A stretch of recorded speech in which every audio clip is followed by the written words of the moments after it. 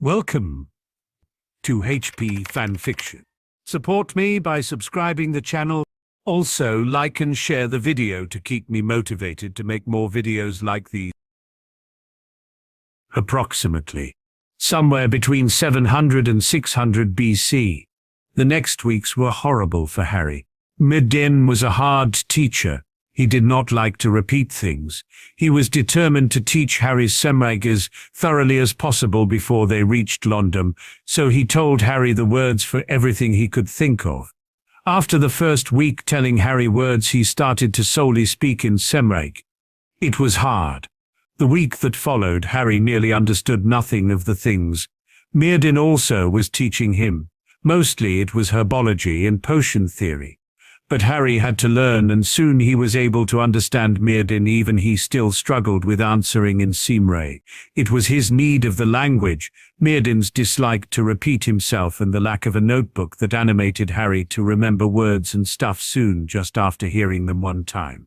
When they finally reached London, Harry had a good enough grasp of Semrag to understand the most things Merlin said, and his potion and herbology knowledge had improved. He also had learned to hunt, to cook with an open fire, and some other stuff needed in the wild. "Today we will meet an old friend of mine," Merlin said in Semrag. "He is a staff maker.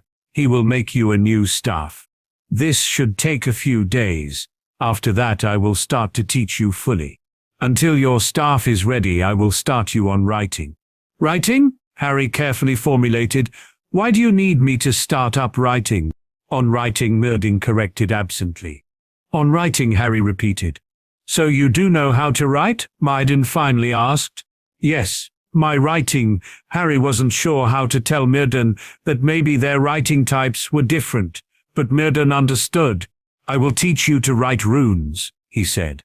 First Harry didn't understand, but when Merlin repeated the sentence in Parseltongue, he finally did.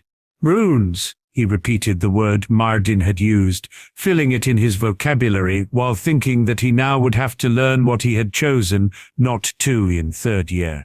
And there was no Hermione to help him with that. He sighed. Well, there was nothing he could do to change that. He would have to learn what Merlin wanted him to learn until he and Merlin had found a way to bring him back to the future. At least his feet weren't sore anymore, and he had gotten used to walking all day. "Here we are." Harry stopped when he heard Merlin's voice. "Don't forget, lad, don't tell anyone that you are from the future. We will tell them you are from a different country, nothing more, do you understand?" This time Merlin spoke Parseltongue to make sure that no one would understand his words. "Yes," Harry answered in the same language. That was also something that he had gotten used to. He could choose now to speak Parseltongue freely without trying to imagine a snake first. "Good," Merlin said, and then he knocked on the door frame. The door of the small cottage itself was just closed, with a simple fur.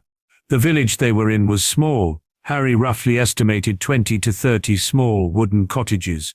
Merlin had called the village one of the bigger ones in Britain. Harry did not want to think how big a small one was.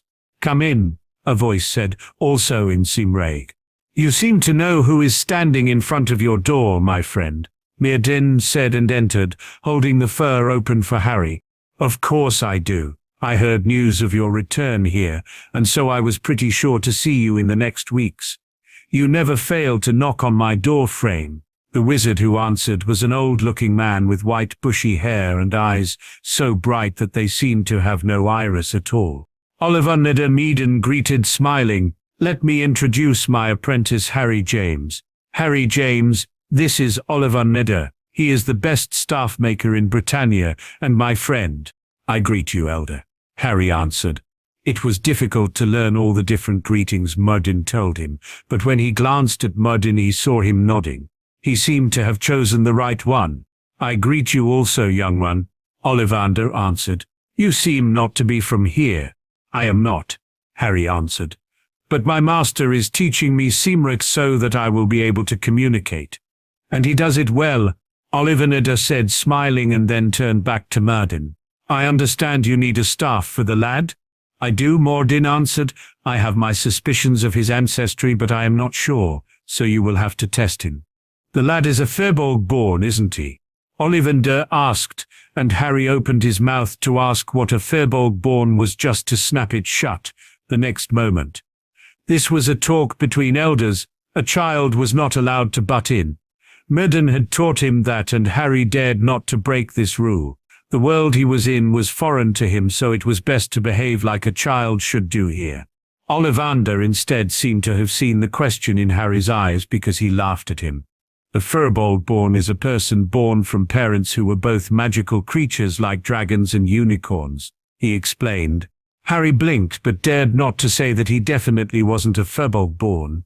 He might be, Merlin answered, but I suspect him to be an old one.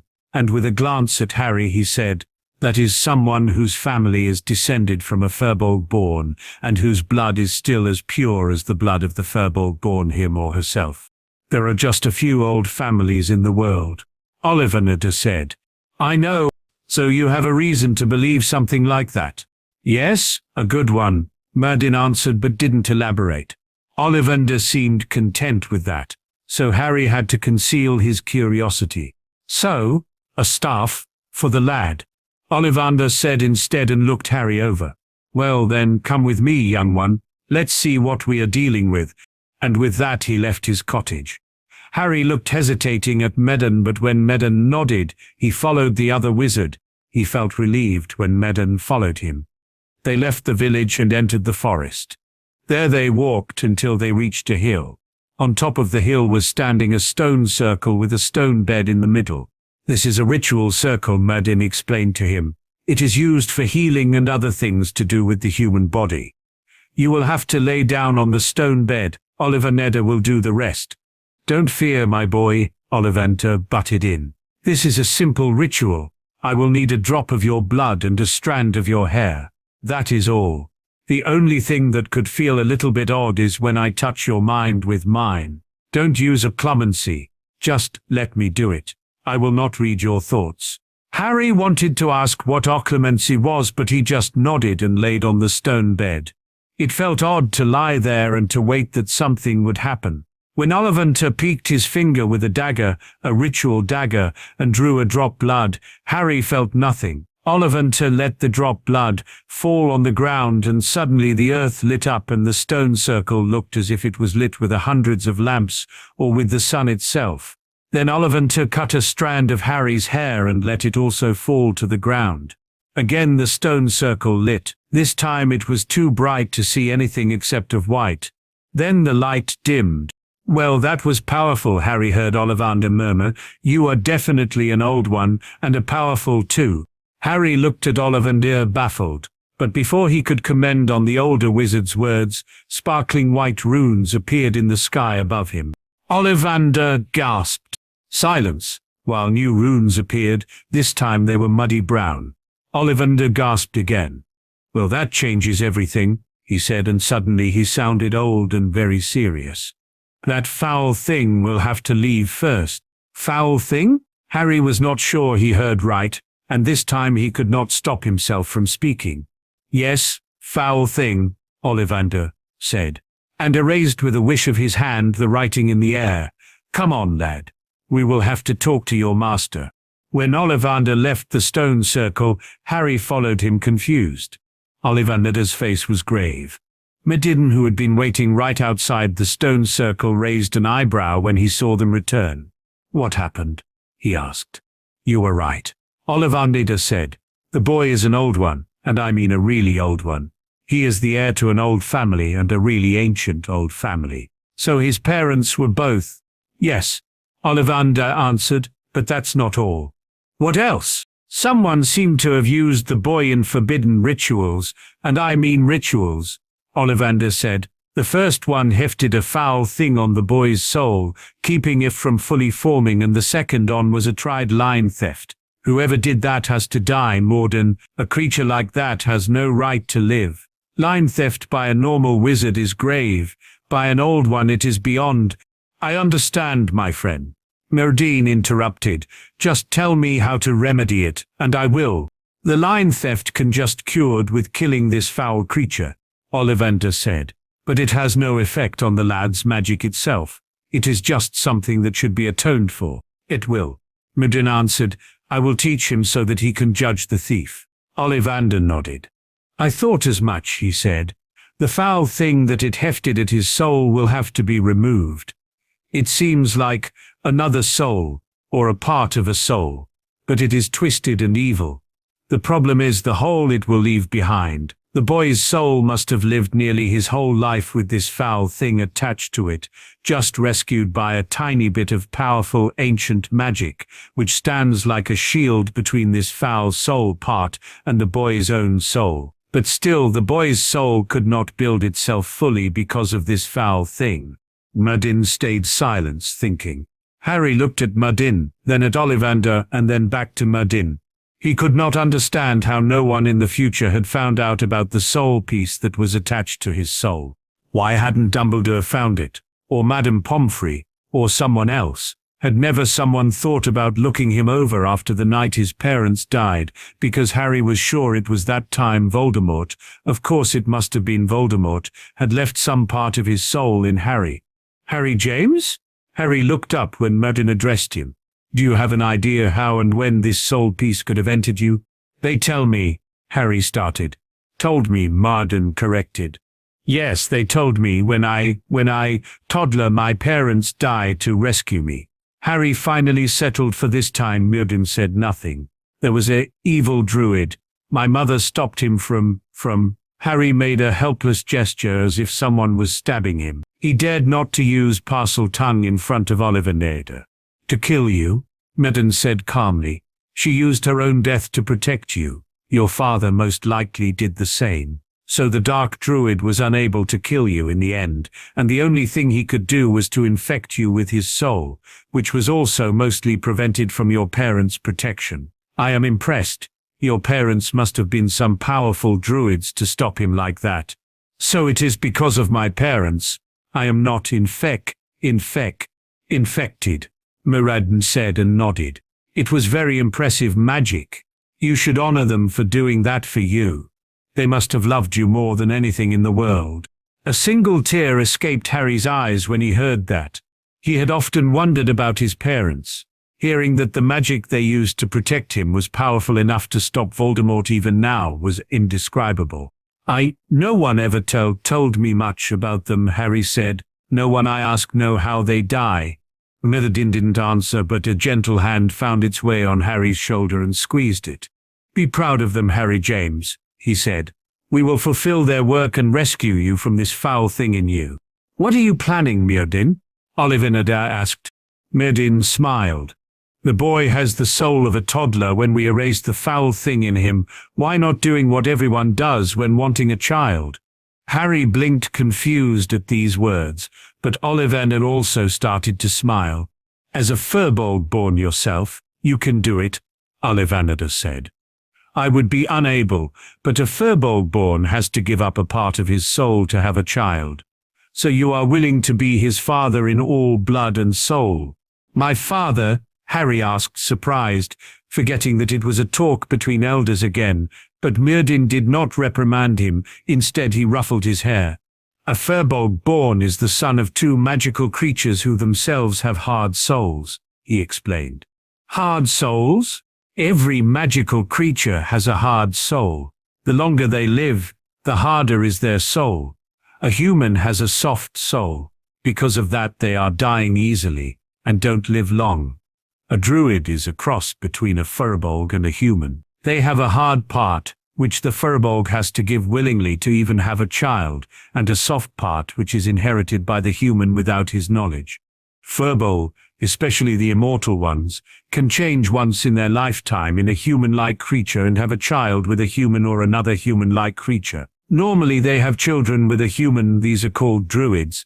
But sometimes, and this is very unlikely but has happened, they meet another human-like creature and have a child with said creature. These are called Firbolg-born. The Firbolg-born have one part of the hard soul of one parent and another part of the hard soul of the other parent. So they also have a hard soul and live even longer than normal druids. And then there are the old ones. These are the descendants of the Firbolg-born who still have a fully hard soul. These families are also nearly non-existent. I myself do know of two, One is here in Britain, and one in Persia. Each family has a physical or a psychical characteristic. I am pretty sure yours are your eyes." "My eyes," Harry interrupted, "but my mother, her eyes." He stuttered. "I thought as much when Ollivander called her family an ancient old one," Merlin answered. Harry blinked. He knew his mother was Muggle-born, so how? "My mother's parents, no magic," he finally said to clarify his point. Parents, no magic. Parents, no magic." "Well, that would not surprise me," Merlin said. "The magic of your mother's family is coupled with the green eyes. When there were no green eyes, there is no magic. I don't think even your mother's family knows why it is coupled with the eye color." "Oh," Harry said while thinking of his aunts and cousins' blue eyes. When his mother had been the only one with green eyes, but the magic in her family was coupled with it, no wonder there weren't more magical family members, and no wonder Harry had inherited her eye color. "So, I am old one," he said. "Yes," Merlin answered. "When children, I give up soul pot." "Yes," Merlin answered, "like I do. I am the son of a basilisk and a phoenix." Now Harry stared openly at him, absolutely flabbergasted. "It is truly like that," Merlin chuckled. "That's why I am called a Basilisk-born, and that's why I can help you." "How?" Harry asked while his thoughts returned to the soul piece stuck in his head. "We will destroy the foul soul piece," Merlin answered, "but we need something to replace it. So I will give you a part of my soul and my blood. Like that your soul is whole and healthy and well. I will have a son, but then your soul not whole." Merlin chuckled again when he heard Harry's words. "No, that's fine," he answered. "It is different from your missing part. I will still have a whole soul. Maybe I should better call it a copying of my soul. I copy it and give it to you. It weakens me for a few months. But after that I am fine, and I still have a whole soul. It's just that normally people call it giving, not copying. Don't worry about me." "What about my parents?" Harry asked, fearing he would lose them when he accepted. "They will still be your parents," Merlin answered. "You will just have 2 birth fathers instead of 1, because this ritual will not count as adopting. It will count as a second birth with me as your father." "Oh," Harry said, "so then I call you father?" "You may," Merlin answered, shrugging.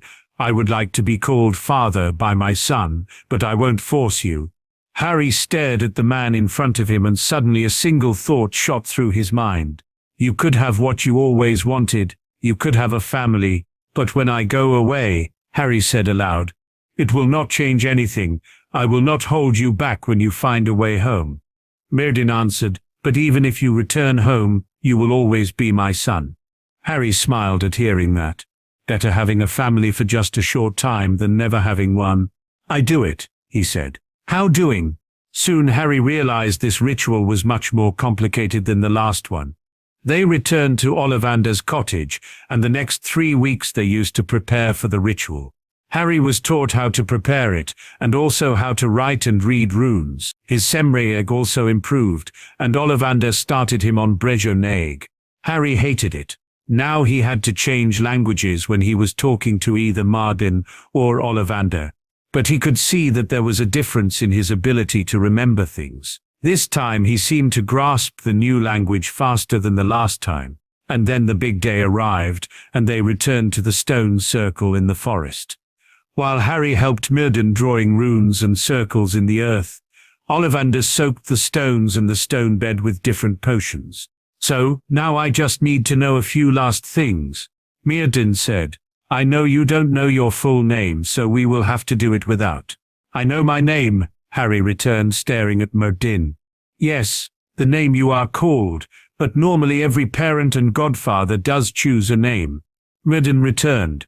"So Harry James is likely just the name your mother has chosen." "Why my mother?" "Because she has birthed you. It is her right to choose how you are called," Merlin answered, and Harry gave up. He did not know how to tell his soon-to-be father that giving a name in his time was different than here. "So, what do you also need to know?" "The names of your parents and your godfather," Merlin answered. It is enough when you know their first and last name. You don't have to tell me their second and third name." Harry stared at Mudin. He wasn't sure why Mudin needed the names, because Mudin had kept quiet about that part of the ritual. "My mother's name was Lily Potter, born Evans," he finally answered. "My father's James Potter. My godfather's name is Sirius Black." Merlin nodded and returned to his work without saying anything else.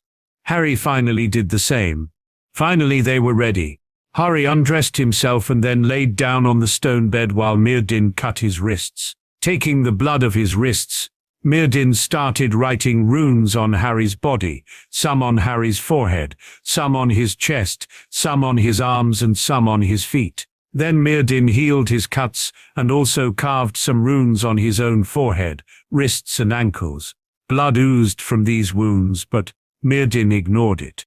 He then changed to another dagger and started to carve the runes he had written in his own blood on Harry's body in Harry's flesh.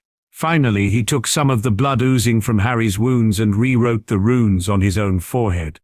Ollivander activated the circle. White light filled the hill, and then both he and Merlin began to chant while Ollivander lit one potion-soaked stone after the other with fire. The final one he lit was the stone bed Harry was lying on. Harry had thought that it would hurt, but when the flames reached him, they caressed him, and then them and all the other flames suddenly were sucked in him, while the chanting of Merlin and Ollivander started to get louder and persistent. And suddenly there was pain, unbelievable pain, starting from his scar and spreading through his whole body. Harry would have liked to scream or to curl himself into a small ball, but he couldn't. The runes on his body and the circle runes prevented both, so he lay there screaming silently with pain while he heard the chanting of Merlin and Ollivander, and then, suddenly the pain from his body drew back to his scar, and a black mist oozed out of it, screaming with a high-pitched voice. It vanished as soon as the light of the stone circle hit it, and suddenly Harry felt empty, and somehow not fully there. Then he felt Merlin's hands holding his head. Merlin bowed down to his knees, invisible to Harry's vision, but Harry could feel Merlin's lips slightly kissing his forehead, and then he heard Merlin speaking. "You are my son." The stone circle lit this time in a blue light, blue flames dancing in the night sky. "You are my flesh." The runes Merlin had written with his own blood on Harry and after that carved them in Harry's flesh started to burn. Blue fire lit them and spread beneath Harry's skin. "You are my son." The fire reached Harry's eyes and suddenly he couldn't see anything anymore. His eyes burned and hurt while the rest of his body also started to hurt. "You are my soul." Suddenly the empty feeling in Harry vanished and warmth spread through his entire body, succumbed his pain. Merlin swayed for a moment before he continued. "You are my son," he said, his grip tightening. "I give birth to you today." The blue flames burned Harry's skin with cold fire.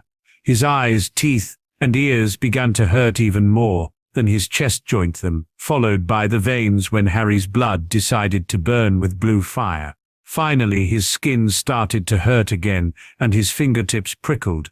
"I name you today. You are my son. Your name is Salvas Saha."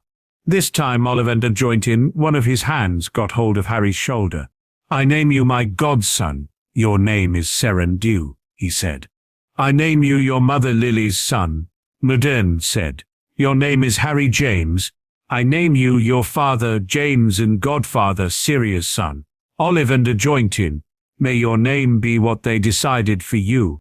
"So be Emrys," Merlin finished, "because I named you my son. Be Potter, because your father James named you his son. Be Evans, because your mother Lily named you her son. Be Ollivander, because Ollivander named you his godson. Be Black, because your godfather Sirius named you his godson." A dazzling bright light erupted from Harry's body, and then the pain stopped. His vision returned, and he suddenly could see better than ever. Merlin let go of him and sighed. Ollivander also let go of his shoulder. "You all right, Salvasar?" he asked Harry. Harry sat up. The inscription on him was gone. His wounds healed and he felt better than ever, as if something in his chest finally had settled. Yes, I am, he answered. I feel great.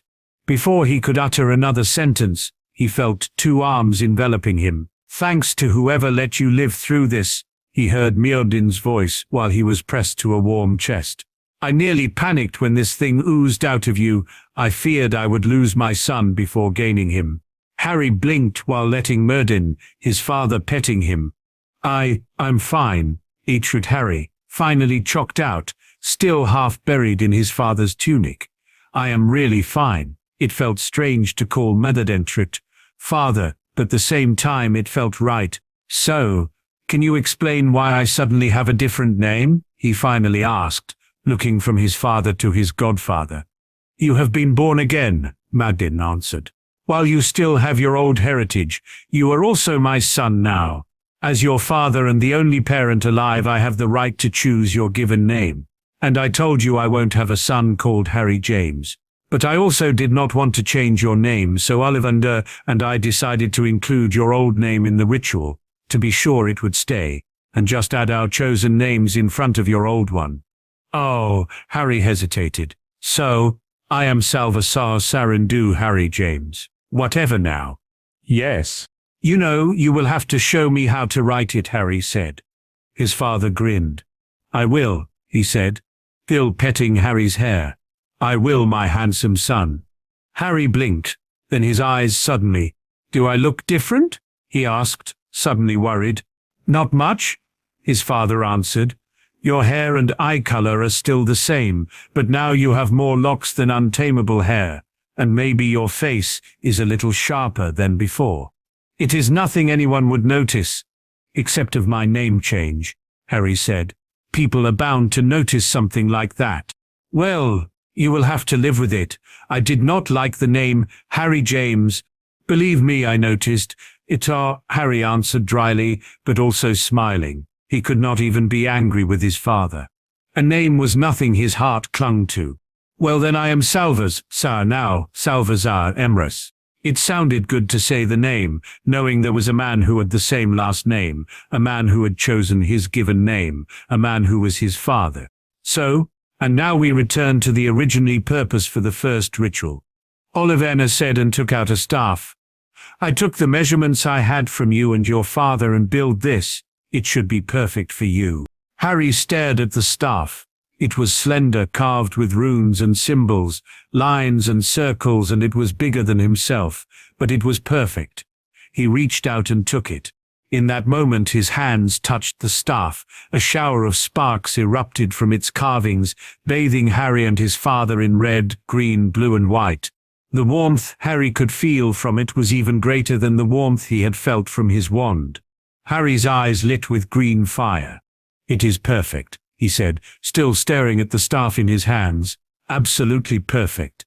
It is oak with dragon blood, elfin hair, unicorn blood, Dementor blood, grim hair, phoenix tears, thunderbird feather and basilisk venom. Harry blinked. Why so much? He asked, astonished. To tune it exactly for you, Ollivander answered. These are your most important ancestors. Are they? Yes. Your mother's had 2 equally important lines in her blood, 2 ancient old ones. One of the lines had as ancestors a Dementor unicorn couple, the other one a high elven elder dragon one. Your father James was a descendant of a grim thunderbird couple, and well you know that Merlin is the son of a basilisk phoenix couple. Having the same magic as your ancestors had in your staff eases its use. Oh, and the more of your important ancestors you add, the better is your connection to your staff. I understand, Harry answered, still looking at his new staff. You can shrink it, you know, Ollivander said, smiling, to transport it easier.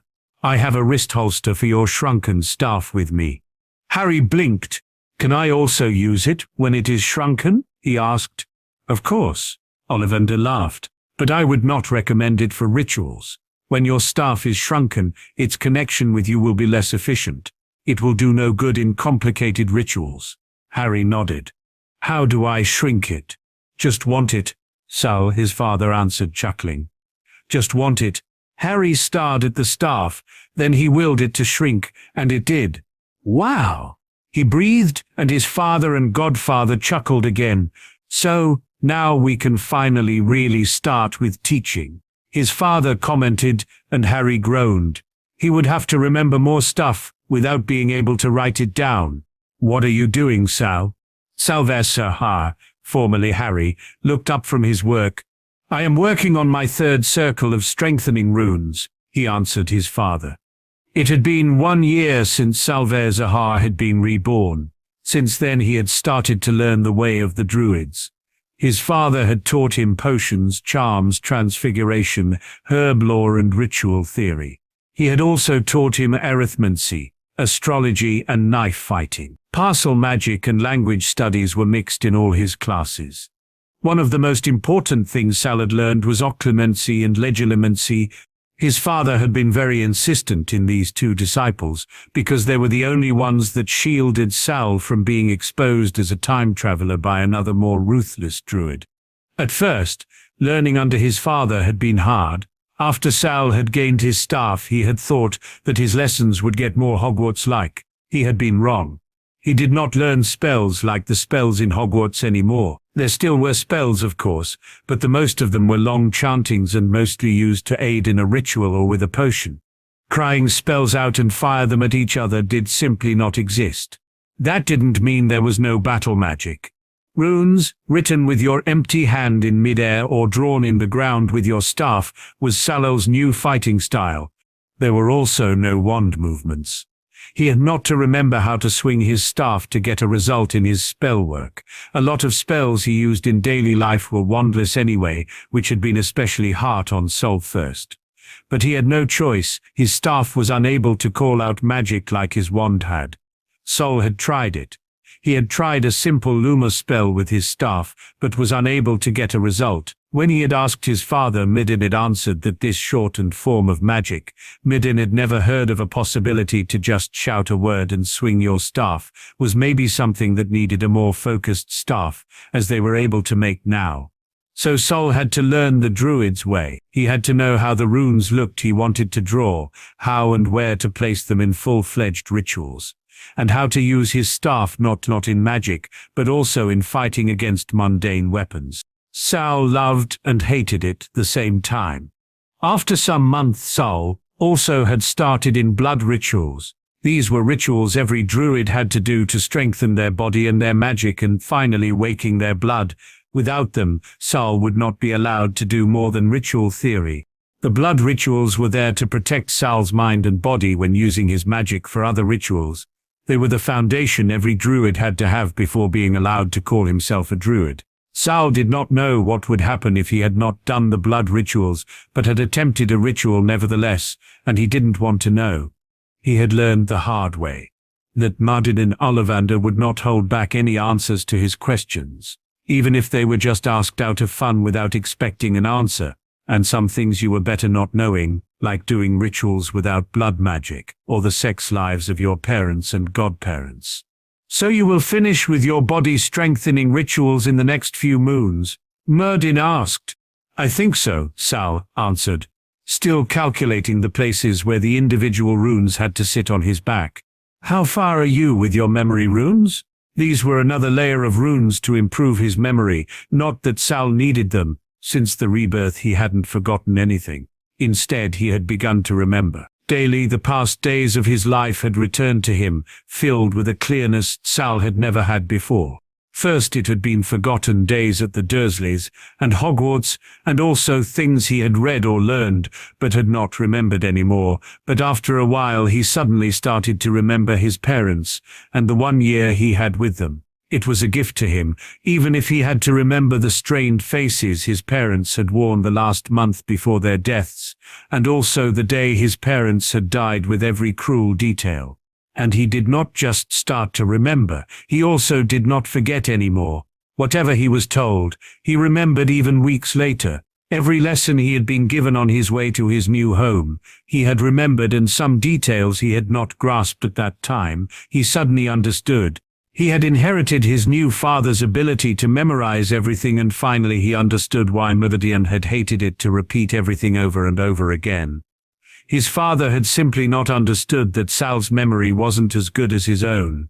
But even if he knew now how his father felt and was now able to remember with just hearing it once, he was not sure if he liked that. It had not been just good memories that returned to him, and suddenly some of the actions of some people who had been in the future around him seemed different. He now remembered clearly the guiding in the right direction he had gotten in first year. At that time, it had been veiled to him. Hagrid was a nice fellow, taking him away from his mundane relatives, showing him an absolutely new world. But now Sal asked himself how it had happened, that Hagrid had been the one to introduce him to the wizard world. Of course, Hagrid was huge and intimidating, but Sal had been a target that knew nothing about the mark that had marred his back, signing him up to be shot by a Death Eater. So why had it been Hagrid? Why not McGonagall, Professor Flitwick, or even Snape? And how come there was no pamphlet or something else that could tell him something about his new world? Shouldn't he know some things like the customs, culture, or history of the wizarding world before he entered Hogwarts? Sal banished the thoughts and turned back to his father's question about his memory runes. "I will start with the first layer tonight," Sal answered. "I have prepared the potions and the stone circle isn't used by anyone else, so there should be no problem." They were still living in Laundham, but in their own cottage. The city was a magical one. Sal had started to suspect that it later would become Diagon Alley, and the villagers all knew Sal as Muradin's son. Sal hadn't been introduced to them until they had completed the rebirth, so that the villagers never knew that Sal first wasn't born as Muradin's son. And after that, there had been no evidence that he ever wasn't. His accent in speaking Cymraeg had dwindled after the ritual, and the other languages of the island had come to him naturally. Now, a year later, Sal was as fluent in Cymraeg and Brythoneg as if he was brought up with them. He could speak the other island languages enough to understand the most of them, and was learning Egyptian. After that, his father had told him they would start on Latin, Greek, and Norse. Sal did not really look forward to it, but he did not protest. His father had told him that at some time Sal would likely leave Laundham to seek his way home, and who would know where he would have to go to find it. "What about the magic strengthening ones?" his father asked in that moment, and Sal returned his concentration on the runes in the sandy earth in front of him.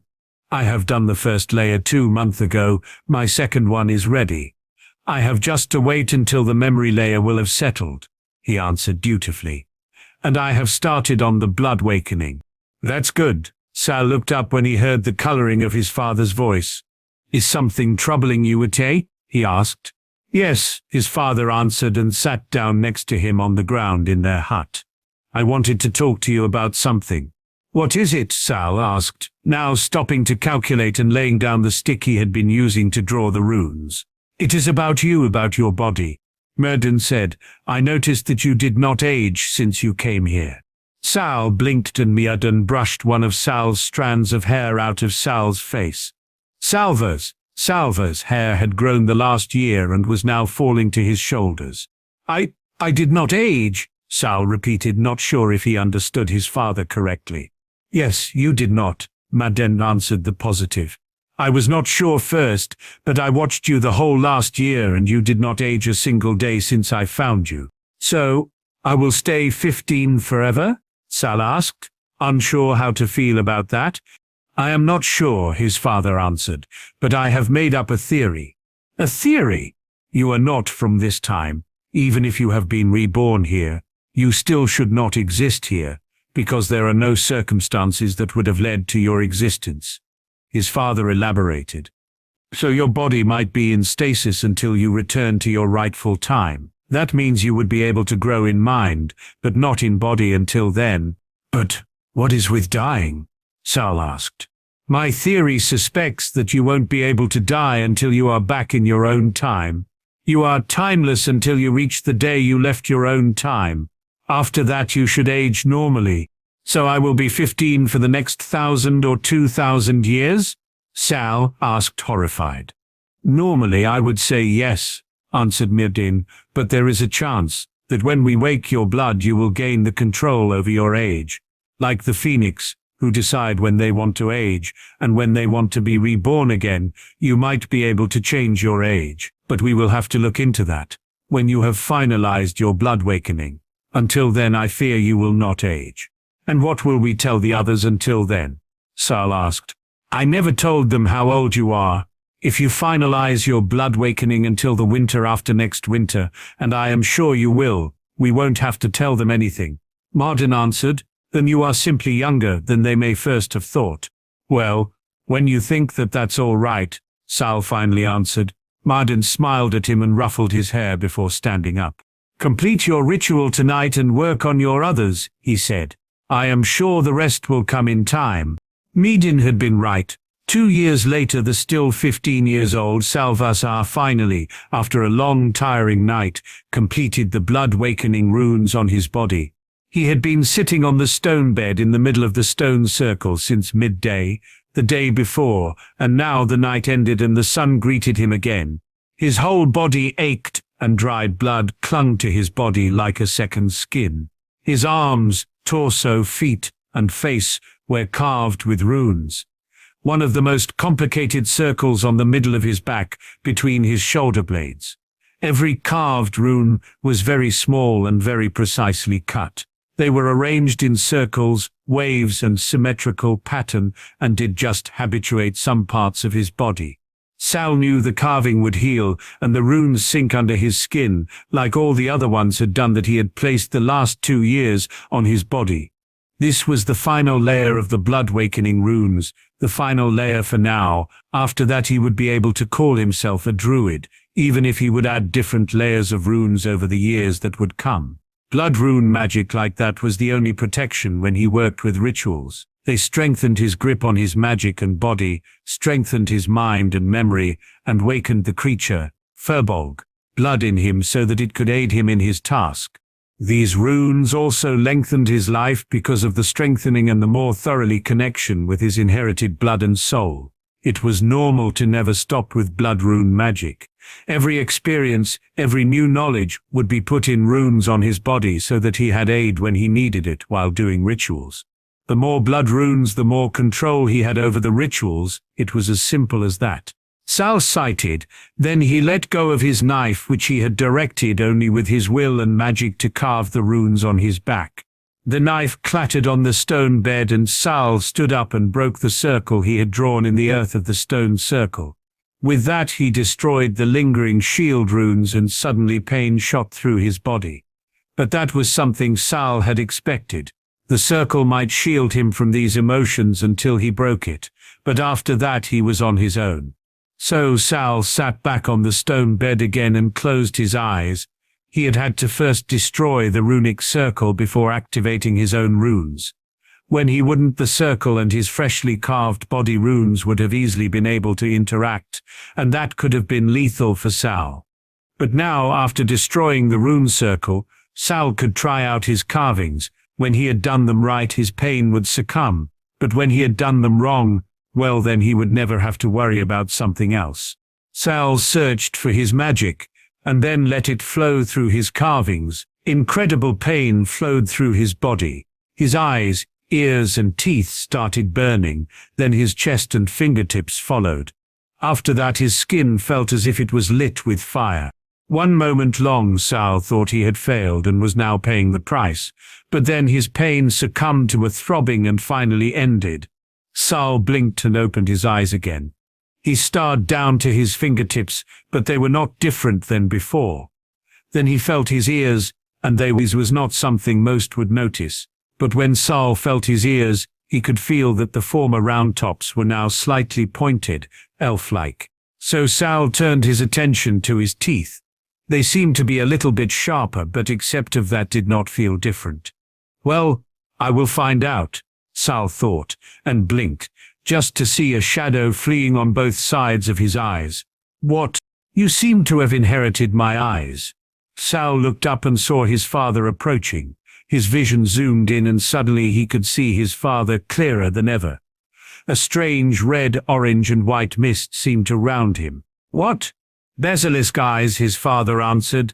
Yours are still green in its coloring. Not that I expected something different, but they are now as deadly for another creature like the eyes of every other basilisk. So I can kill with my eyes? Sal asked, horrified. Kill with your eyes and heal with your tears, I bet. his father answered. The same as I. Maybe you also have the basilisk venom. We will see. First you should close your second eyelids before anyone else approaches. Second eyelids? Sal asked. You should see their shadow when you blink. Oh. Sal concentrated on the eyelids and closed them without effort. To his amazement, he could still see clearly through them. The only difference was that the red mist around his father was gone. What is this red mist I was seeing? He asked his father. Body heat. Merlin answered and cupped Sal's chin. You have gotten some nice ears, he commented. Your elven heritage, I am sure. Well, the rest will show itself in time.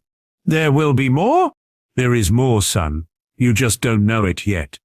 Merlin answered, but the most important one is now your ability to age. Try to concentrate on your body and will it to age.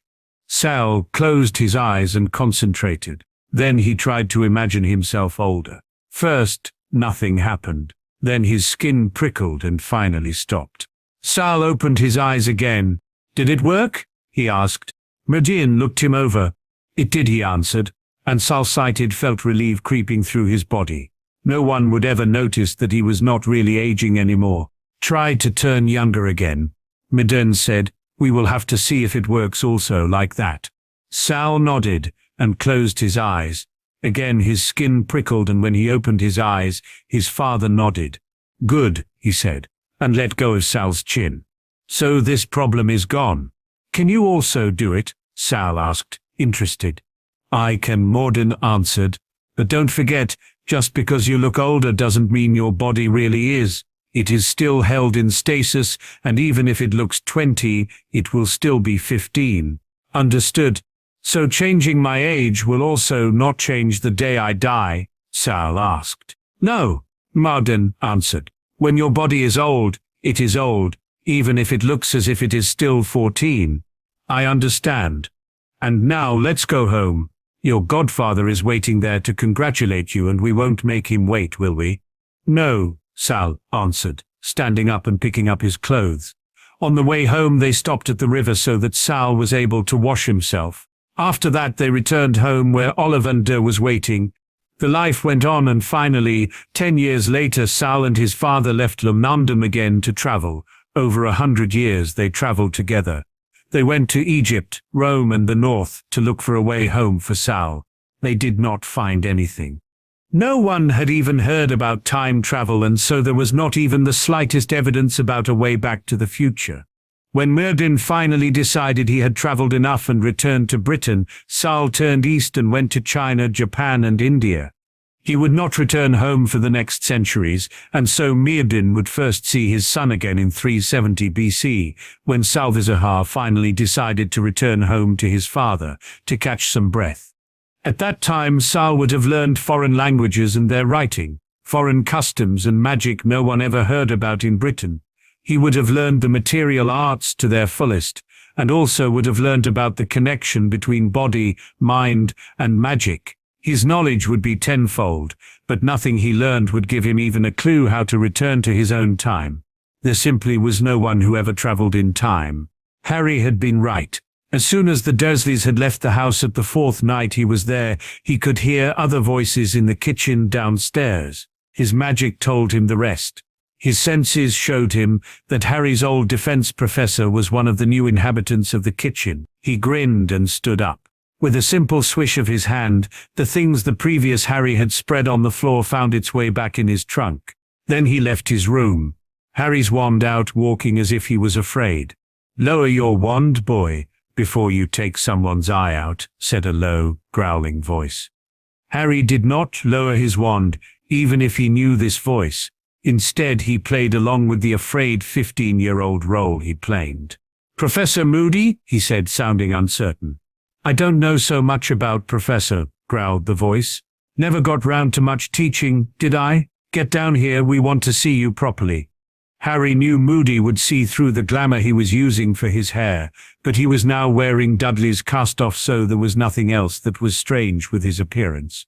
And his hair he could easily explain.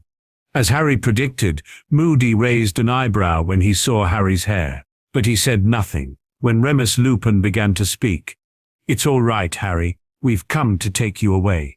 It was really strange to be called Harry, but he said nothing, except, "Professor Lupin, is that you?" "Why are we all standing in the dark?" said a third voice, a woman's, Lumos. And suddenly Harry could see the people in front of him, and not just sense them, he knew the most of them, even if he shouldn't. He had been watching Grimmauld Place often enough to know them by now. There were Kingsley Shacklebolt, an Aura, Nymphadora Tonks, another Aura, Alpheus Doge, Daedalus Diggle, Emmeline Vance, Sturgis Podmore and Hestia Jones. No one knew. He heard them murmuring about his appearance. "He looks exactly like James," was the second part of Kingsley's speech to Remus. "Except the eyes. Lily's eyes," another one said. Harry said nothing. It was not his place to tell them that he did not look exactly like James, but he could not argue with Lily's eyes. He was family after all. Instead he focused on Moody, who eyed him with distrust in his eyes. "Are you quite sure it's him, Lupin?" he growled. "It'd be a nice lookout if we bring back some Death Eater impersonating him. We ought to ask him something only the real Potter would know, unless anyone brought any Veritaserum." The truth serum was nothing Harry would like to have, but a question that was easy. He was sure he could answer the entire question they would throw at him. And Moody was right. He could be a Death Eater impersonating Harry. Not that he was a Death Eater, mind you, impersonating Harry. He of course did. If there just would be a real Harry, he thought, but said nothing and waited instead for the question. "Harry, what form does your Patronus take?" Lupin asked. "A stag," Harry answered, lying. "It wasn't a stag. Well, he could change it to a stag, but when he didn't, it was a phoenix. It had been a phoenix for a very long time." "That's him, Mad-Eye," said Lupin, and Harry nearly snorted. One simple question and they believed him? And then it was a question about something another person would have easily seen for themselves. Would they just have been near Harry while he was casting? Not very secure, but well, he stowed Harry's wand in his back pocket while descending the stairs. "Don't put your wand there, boy," roared Moody. "What if it ignited? Better wizards than you have lost buttocks, you know." While Tonks asked Moody about whom he knew who lost his buttocks, and Moody was grumbling about wand safety, Harry discreetly took out his wand again and slipped it in his wand holster, where he carried one of his own. He would need to finish his extra for Harry's wand, but it would do until he got it ready. He just had to wait until it was as secure as the other ones. Secure enough that even Moody could not locate them, and it was better like that. He would have a hard time explaining the other wands, and of course the rest of the weaponry he was carrying. So he instead asked Remus if they were leaving and where they were going. "Where are we going?" he asked, trying to sound hopeful while hoping he was wrong. "The burrow?" "Not the burrow, no," Remus replied to Harry's delight. "Too risky. We've set up headquarters somewhere undetectable. It's taken a while." So they were going to Grimmauld Place. Harry was so happy that he didn't mind anything else this night. He let the introduction to the other members flow over himself, and when he was sent to pack, he needed not more than a few minutes. And then they were gone, flying through the night sky to London until they reached Grimmauld. There Harry got a notice written in Dumbledore's hand, and they finally entered the building Harry had been longing to get into for a few months now. Grimmauld Place, No. 12. Just before Harry could leave the hall, Moody stopped him. With a whispered "Here," he ended the disillusionment charm, but then held him back again while everyone entered in the kitchen. "Why the glamour?" he growled, whispering. "My aunt doesn't like long hair," Harry answered, "so I found a glamour charm and applied it in school when I wanted to have long hair. My aunt doesn't see it. What makes her happy, and I have not as much trouble with long hair as with short. What makes me happy?" He stopped, then asked, hesitating. "Will you end it?" Moody snorted. "A glamour for your hair? No. When you want to glamour it, do it. As long as it's just as little as that, do what you like, just do it in school and not at home." "Yes, sir." And with that Moody let him go. Harry had known that Moody would be able to see right through the glamour, but that was planned. It would have been more difficult when Moody would not have been able to see through it, but would have known it was there. Like that, he had just explained one party why he had glamoured his hair. Would it have been different? He might have had to drink verite serum, and that was something Harry would like to prevent. Of course he could have just cut his hair. But that was something he had not want to do. He hated to have short hair, and he would not have been able to cast a more undetectable glamour on his forehead, the scar that had to look like the original Harry's. But that was not all. Someone in his position did not wear short hair, even if no one told the previous Harry something like that. Well, the previous Harry had not even been told about his position, but Harry would change that. He would play along until he was ready, and then he would show them that he wasn't Harry Potter. It just would take some time. Harry started to follow Mad-Eye in the kitchen, but was prevented from entering by Mrs. Weasley, who sent him up to the other children. Harry was all right with that. He was not interested in their strategies. Well, he was. But he had Dobby to listen in, so instead of trying to listen, he slipped upstairs and opened one of the rooms to get in, and suddenly he was attacked by a very large quantity of bushy brown hair. In the last minute he recognized his attacker and stopped mid-casting. Not that anyone had noticed the spell. "Harry! Ron! He's here! Harry's here! We didn't hear you arrive. Oh, how are you? Are you all right? Have you been furious with us? I bet you have. I know our letters were useless, but we couldn't tell you anything. Dumbledore made us swear we wouldn't. Oh, we've got so much to tell you, and you've got things to tell us. The Dementors, when we heard, and that ministry hearing, it's just outrageous. I've looked it all up. They can't expel you. They just can't. There's provision in the decree for the reasonable restriction of underage sorcery for the use of magic in life-threatening situations." "Let him breathe, Hermione," said Ron, grinning as he closed the door behind Harry. Hermione did as she was told and let Hedwig greet him, whom he hadn't seen since he had sent her to his friends. He let her nibble at his ear while still looking at his friends. Friends he had not talked to, friends who knew just the previous Harry. He instead was a foreigner, looking like Harry, but not being him. He had no idea how the original Harry would have greeted them. "We're really sorry," the boy said in that moment. "Ron," Harry reminded himself, "his name is Ron. I know you wanted answers the whole summer, but we couldn't give them. You know Hermione was going to spare. She kept saying you'd do something stupid if you were stuck all on your own without news, but Dumbledore made us swear not to tell me," said Harry while still wondering how previous Harry would have reacted to this news. "Yeah, Hermione's already said." "You seem to think it was best," said Hermione rather breathlessly. "Dumbledore, I mean." "Of course she did. Dumbledore this, Dumbledore that." Harry had known his friends were used to follow Dumbledore's path, but he had never known how much influence the old man had. He cited. "I think he thought you were safest with the Muggles," Ron began. "Yeah?" said Harry, raising his eyebrows. "Have either of you been attacked by Dementors this summer?" "Well, no, but that's why he's had people from the Order of the Phoenix tailing you all the time." This time, Harry nearly grinned. "Didn't work that well, though, did it?" said Harry, doing his utmost to keep his voice even. "Had to look after myself after all, didn't I?" "He was so angry," said Hermione in an almost awestruck voice. "Dumbledore, we saw him. When he found out Mundungus had left before his shift had ended, he was scary." This time Harry didn't reply. He had heard enough. Hermione was hero-worshipping the old man and Ron wasn't better. He cited inwardly. Of course, the man was hero-worshipped by them. They were children, but Harry wasn't, and Harry was sure that he could be even scarier when he wanted to be. Dumbledore was just a puppet player, no threat at all to someone who could strike from the shadows. But the most of his people were Gryffindors, unable to see his flaws and blindly believing his words. But Harry wasn't a Gryffindor, he was the absolute Slytherin, and he would strike when he had Dumbledore cornered without the old man knowing of anything. But first there was something else Harry had to do. That was the moment when he saw that his friends were staring at him as if waiting that a bomb erupted. "Don't worry, I'm not angry," he said. "You're not?" He could hear that Ron didn't believe him the slightest.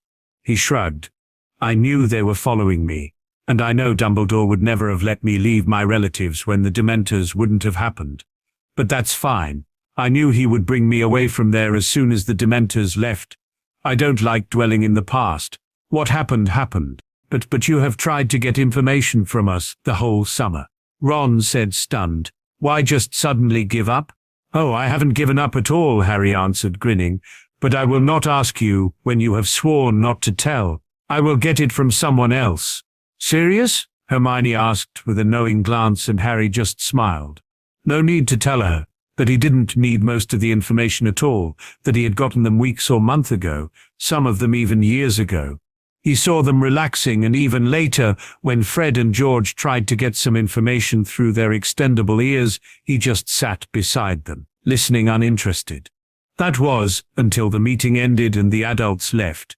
When Mrs. Weasley came to get them to eat in the kitchen, she had just advised Harry to tiptoe down the stairs, when, crash, Tonks was lying on the ground, and while Mrs. Weasley cried the young woman's name and said woman apologized, the curtains in the hall opened and the screeching voice of an old lady screamed, "Filth, scum, byproducts of dirt and vileness, half-breeds, mutants, freaks, begone from this place. How dare you befoul the house of my fathers?" Harry stared at the screaming painting, and when his eyes and the eyes of the painted woman met, he smiled at her, a gruesome smile, his eyes cold as death. Then he dared her to follow his gaze to his right hand, where a single ring sat, invisible for all he didn't want to see, and saw back in her eyes. Her eyes had widened. She knew who he was, and he knew she wouldn't dare to befoul his name. There were few families the members of the old families feared, but his was one of them, even if it was just because of the connections his house had. So even when she dared to befoul all the others, she would never say anything foul to him again. In that moment Sirius stormed in the hall and drew her curtains shut. No one had seen Harry's short communication, had seen the woman stopping screeching before Sirius had reached her. "Hello, Harry," Sirius said grimly. "I see you've met my mother." Harry had, and he had silenced her in the second their eyes met. The rest of the evening was quite entertaining for Harry. While Mrs. Weasley did all to stop Harry from getting any information, Sirius seemed determined that Harry should know as much as possible about the mess. But Harry guessed that his godfather also had wanted to make it up to Harry. Not that Sirius thought that Harry did have a horrible summer. Harry thought that at the beginning, until Sirius had stated, "Don't know what you're complaining about, myself." At that Harry had been incredulous, but the answer he got told him everything. "Personally, I'd have welcomed a Dementor attack. A deadly struggle for my soul would have broken the monotony nicely. You think you've had it bad, at least you've been able to get out and about, stretch your legs, get into a few fights. I've been stuck inside for a month," Sirius had said, and Harry had connected the spots in his head. "How come?" asked Harry, officially frowning. But inside his mind had been reeling. His godfather sounded not like an adult, he sounded like a boy searching for adventure and danger. Harry had not liked the thought of that very much. Feeling restless like that was the first mistake that led to the path of death. "Because the Ministry of Magic's still after me, and Voldemort will know all about me being an animagus by now. Wormtail will have told him my big disguise is useless. There's not much I can do for the Order of the Phoenix, or so Dumbledore feels." And there had been the second part that had started to let Sirius feel bitter. Dumbledore. Harry could hear it in Sirius' voice every time Dumbledore had been brought up this evening. But not just then. He had also heard it in different arguments. And not just that. Harry had heard not only Sirius' bitterness but also the arguing of the others, especially Mrs. Weasley. One of the most telling sentences was her, "You haven't forgotten what Dumbledore said, I suppose." Dumbledore, Dumbledore, and Dumbledore again. As if her argument would count more when it was Dumbledore who had ordered it. As if you had to obey because of Dumbledore. Harry filled away what he heard for later. Maybe he could use it. Now he did not need information like that. He had different things at hand, like the argument Sirius at that moment had with Mrs. Weasley about Harry being James. "He's not James, Sirius," Mrs. Weasley said furiously. Sirius' answer was as heated as hers, even if his voice sounded cold, when he said, "I'm perfectly clear who he is. Thanks, Molly." "I'm not sure you are," said Mrs. Weasley. Sometimes the way you talk about him, it's as though you think you've got your best friend back." Well, that was some new approach. Did they now fully confuse him with his father? Harry shrugged inwardly and returned to other things interesting him about the way his godfather acted. He still listened to their argument about him, but this time a little lost in his thoughts. His mind drifted back to the time they were eating dinner, when Sirius had told him about the usefulness of Munger's Fletcher. Harry still could taste the bitterness in Sirius' voice when he commented that Munger's was useful to the Order, not saying that he himself felt anything but, oh yes, his godfather was bitter, and a lot of antipathy was heading right at Dumbledore and his chronicle decease to toy with his pawns. Harry was sure that Sirius would spring into action as soon as he was able to. Maybe, well, this thought had merit, but Harry would not decide for now. He had different things to do, and a maturity of these would not be solved in the next few hours. But it needn't to be solved by them. Instead, he waited till they had spilled everything to him that they wanted to say, inwardly laughing when Sirius used the term weapon to describe Dumbledore's great plan. Weapon. Well, Harry knew Dumbledore's weapon. Its name was Harry, and it was 15 years old. Regrettably, Harry was no longer available. But that information was strictly secured until further notice, and because of that, not shareable. Not that Harry really felt sorry for Dumbledore and his schemes. Finally the day ended, and the others went to bed. Of course, Harry followed, and after that waited until he heard the snoring sounds of Ron. It was way after midnight until Harry dared to leave the room again. He descended the stairs and stopped in front of the curtain which concealed the portrait. Warily he opened the curtain. The portrayed dame, Sirius's mother, stared at him but reminded silence as soon as she saw who had dared to open the curtain. "Lady Black," Harry said courtly. "Lord Malfoy," she answered. Harry smiled. "It's Malfoy," he corrected her. "The English part of my family might call themselves Malfoy now, but I am part of the original house." "Malfoy," the lady echoed. "Well, how come a pure blood from a respectable family like yours is in company of blood traitors and mudbloods?" "I am scheming something," Harry answered, shrugging. "And I am not only Lord Malfoy. I have also some other houses to my name, and not one of them you would dare to cross. Truth to be told, Malfoy is even the least ancient." "But you decided to go by their name," Lady Black said, raising an eyebrow. Harry shrugged. "I am no lord in my mother's house," he answered casually. "One day I might be, but until then, I am still the heir." "So you used your father's house," Lady Black said. "Pray tell, which house is your mother's? You seemed convinced that it would frighten me more."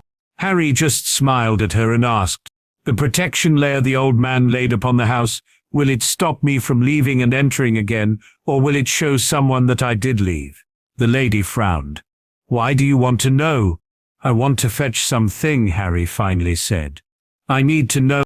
"The old man, you are talking about the headmaster of Hogwarts, Dumbledore?" "I am, and I know that he is out of a respectable family. That does not count anything." Harry answered. "He is one of the Gryffindor heirs," the lady said. "It should count something. The House of Gryffindor did not follow his line, even if he wants the people to believe that," Harry said. "Truth to be told, the houses of Gryffindor and Ravenclaw both never existed in the first place." Now the lady was intrigued. "So you want to tell me that every family tree with their names in it are lies?" the old lady asked coolly. Harry shrugged again. "I just wanted to tell you that there has never been a House of Gryffindor, Ravenclaw, or Hufflepuff. There were some family members who carried on these names because they did not want to carry on their original ones, but the houses themselves never existed." "And how do you know?" the lady asked chilly. "Don't worry, madam," Harry answered, smiling. "Your house still is close kin to Hufflepuff, and much closer to Slytherin himself." "Slytherin?" the lady asked, astonished. "I never knew. I knew of Hufflepuff, but there was no entrance that we are descendants of Slytherin." "Oh, you are not," Harry answered, shrugging. "You are close kin, not descendants, but that's something I cannot tell you tonight. I need to know of the shields and wards tonight. I might tell you your relationship with Slytherin some other day." Lady Black cited. Then she called, Creature? An old house elf popped in, looking expectantly at his mistress, the sneer at Harry barely concealed. Creature, Lady Black said, this is the Lord Malfoy. He is a pure blood and kin to us, and you will treat him like that. Do you understand? Yes, mistress, the house elf answered, and his sneer vanished. Now looking at Harry with interest in his eyes, he asked to leave the house without being seen. Lady Black continued, bring him, accompany him by whatever he wants to do, and after that bring him back. Understood? Yes, mistress, Creature answered and gazed at Harry. When Milord is ready, Creature will bring him wherever he wants. Just in front of the house for tonight, Creature, Harry said softly. I might have a surprise for you and the Lady Black. The portrayed woman raised an unbelieving eyebrow, but stayed silent. Creature just extended his hand, and when Harry took it, popped him out of the house. Harry looked the street up and down. Reg, he asked, and waited until a black cat had left the shadows. The street's empty except of me and Creature, Reg, and I believe it would be better to do it here than in the house. I don't want to wake someone. The cat stared at him, then it nodded, and a second later, instead of a cat, a man stood there with black hair and grey-blue eyes. Creature stared at him unbelievingly. Master Regulus, he finally cried, flinging his arms around Reg's waist while wailing his eyes out. Master Regulus is still alive. Yes, I am, Creature, Regulus said awkwardly, patting the house elf's shoulder. And I am sorry that I just come home now. I am sorry I did not return as soon as I could, really, really sorry. Harry snorted. He knew Reg wasn't really sorry. Oh, Reg was sorry to leave Creature behind because he loved the house elf like a family member, but he wasn't sorry not to return home. He had not wanted to return and tell his mother about his changed view, but that was something Reg would never tell poor Creature. We should return to the house, Reg, Harry said, and Creature turned to look at him. Lord Malfoy is a wonderful wizard, Creature declared. Lord Malfoy brings young Master Regulus home. Lord Malfoy is a very absolutely wonderful wizard that he is. Harry smiled at the creature in front of him. It's Harry. Creature, he corrected the house elf. No one is allowed to know that I am Lord Malfoy. I go by Harry Potter at the moment. Creature stared at him, then he nodded seriously. Yes, Harry Potter, sir, he said. Creature will not squeal on the blood traitors and mudbloods who Lord Malfoy is. Lord Malfoy's secret is safe with Creature. Creature, you mustn't tell anyone about Lord Malfoy, Reg said intensely. It is most important for the things I and Harry want to accomplish. Yes, Master Regulus, sir, the house elf said with gleaming eyes. Everything the master commands. Harry laughed at that. We seem to have another pair of eyes for us, he grinned at Reg. The other one shrugged. Let's wait and see, he said, and then commanded Creature to bring them back in. The house elf obeyed, and a second later they were again standing in front of the portrait. Lady Black gawked at them. Regulus, she shrieked. Harry's silencing spell was just in time to prevent the rest of the house hearing her. Hello, mother, the young man answered. I heard you're torturing my brother now. The lady blinked. I am not torturing your brother, Regulus, she said. I hope you don't, Reg answered. We need him for later. When he's crazy, until then we could have some problems. But it also would make some things easier, Reg. Harry joked. Stop it, Harry, Reg snorted. Do not lead me into temptation. Harry just shrugged. I should return to bed, he said. Ask Creature about the lock and stow it away safely. We will have to do it later. We need a secured and clean space where I can draw the protection. This will take some time. It will, Red answered and turned to Creature. When did you last clean in this house?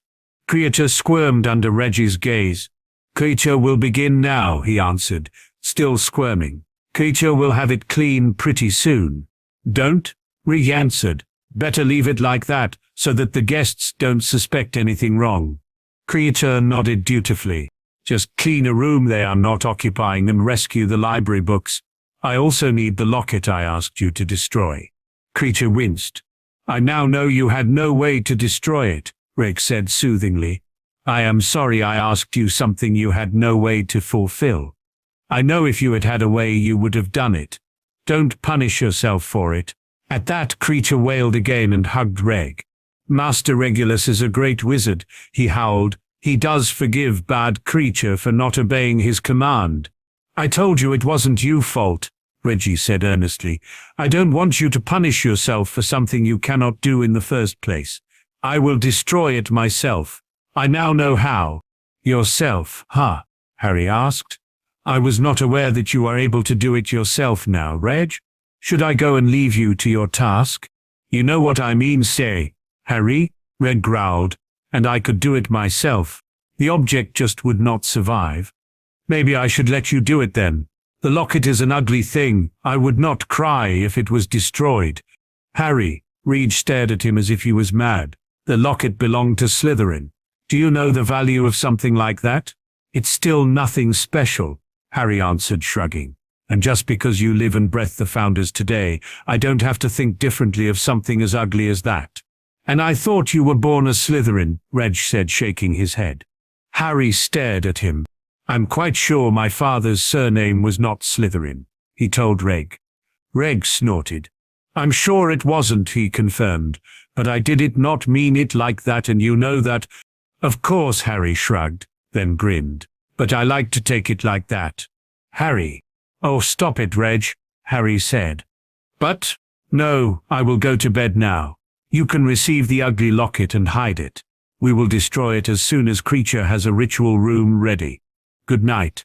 Reg sighed, but answered, "Good night," and with that Harry was off to bed. Under his pillow was lying an edition of the Quibbler, one that Harry had received 2 days ago. He grinned. In it there was a special section which showed a letter written to the Daily Prophet some days ago. Beneath it, Xenophilius Lovegood, the editor of the Quibbler, had written his answers. The Quibbler Harry had was an edition in advance, because it was a weekly paper and would be released on Thursday every week. The next Thursday would be Harry found it a very fitting time. It was the day of his trial, a very fitting day indeed. Harry smirked at that, remembering his letter and the answer he had received. "This, dear Mr. Twist, my name is Xenophilius Lovegood and I am the editor of the Quibbler.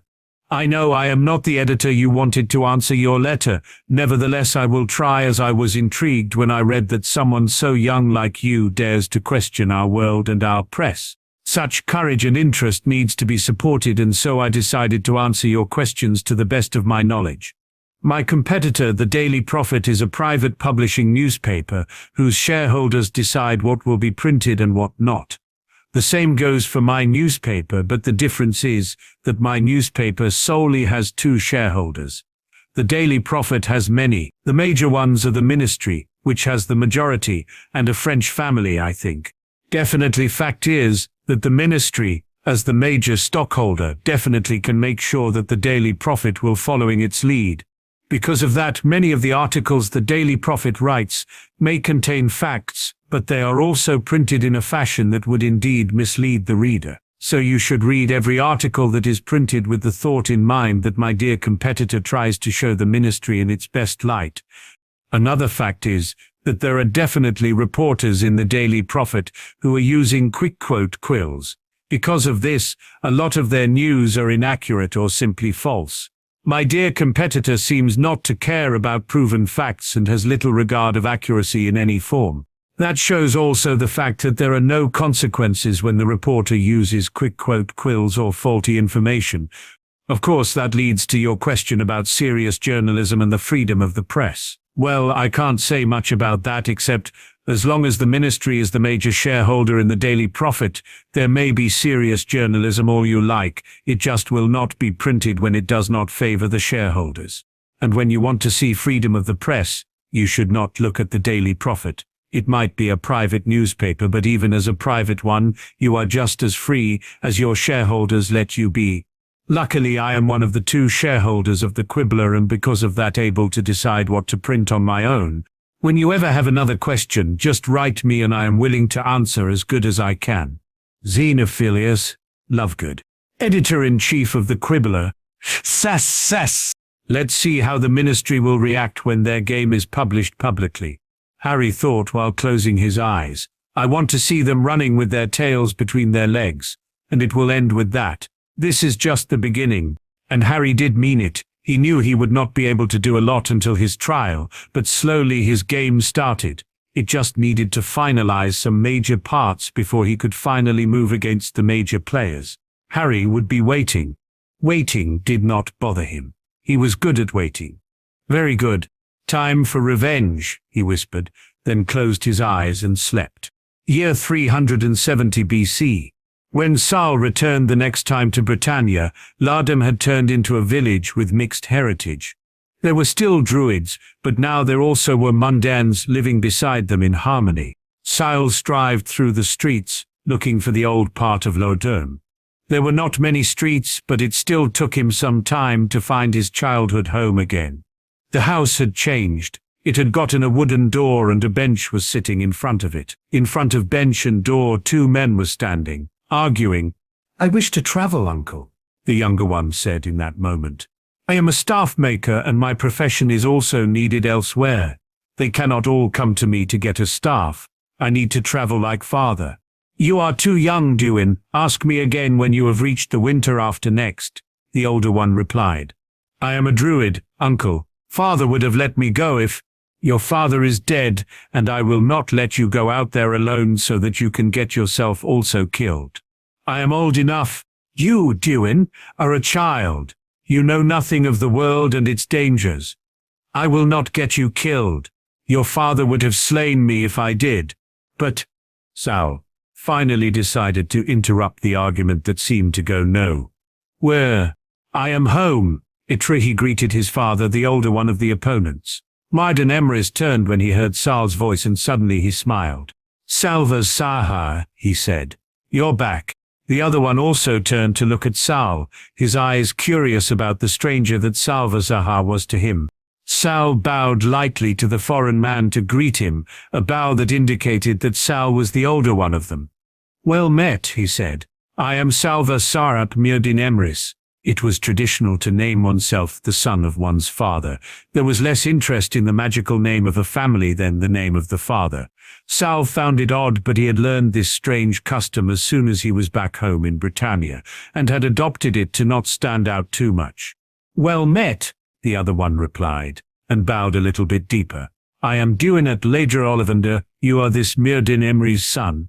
he asked, pointing at Myrdin. "I am." "And you have been travelling?" "I travelled for years," Sal answered sincerely. He saw how the young man in front of him scrutinized him and tried to estimate Sal's age. Finally, the young man seemed to come to a conclusion.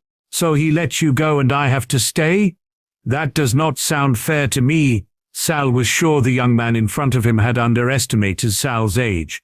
Of course, since Sal was looking like 30-something of age, this was no surprise.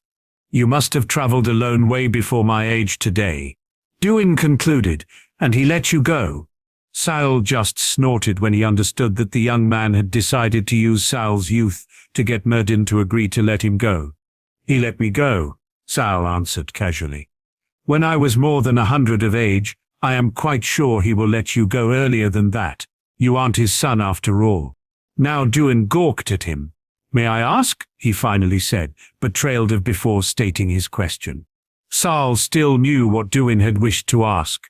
"How old I am?" he finished the sentence. "I don't know, something around 300 years of age." Duin stared at him, then he blushed. "Forgive me for judging you a lot younger," he said. Sal just shrugged. He knew that in this time the old were the wise and being old was a privilege and not a curse.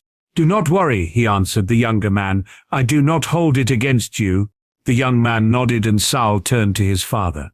"Why do you hold him here, Ataturn?" he asked Myrdin.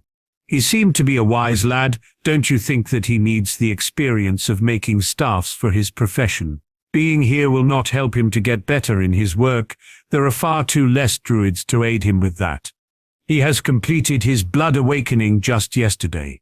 Myrdin answered, "He still is too young to travel alone." "Then why did you not go with him?" Sal asked, interested. Myrdin just cited, "I am an old man, Salvazar. I am weary of travel and I could not let the lad go by himself. He has no experience with travel. He will not survive out there for a mere day without one showing him how to." Sale knew his father was right. Duin Ollivander had no experience with travel. Someone who did not know what to look out for would definitely fail. There were too many dangerous places and creatures in the world to survive without the knowledge of them, and then all the other little things like finding a place to sleep, conservation of food, and a lot more, also more important things like medical care and being able to fight. Most children learned to fight, but just a few learned how to treat wounds. So he has to stay, Sal said, looking at his father. If I need someone with me, why don't you come with me? Duin said in that moment, Uncle trusts you. You are his son, after all, and you are definitely old enough. When you would come, I would be able to go without Uncle arguing against it. I returned home today, Duin, Sal reminded the lad. I haven't even set a foot into my childhood home until now. Duin blinked and blushed. You haven't, forgive me, he said. Merlin just sighed.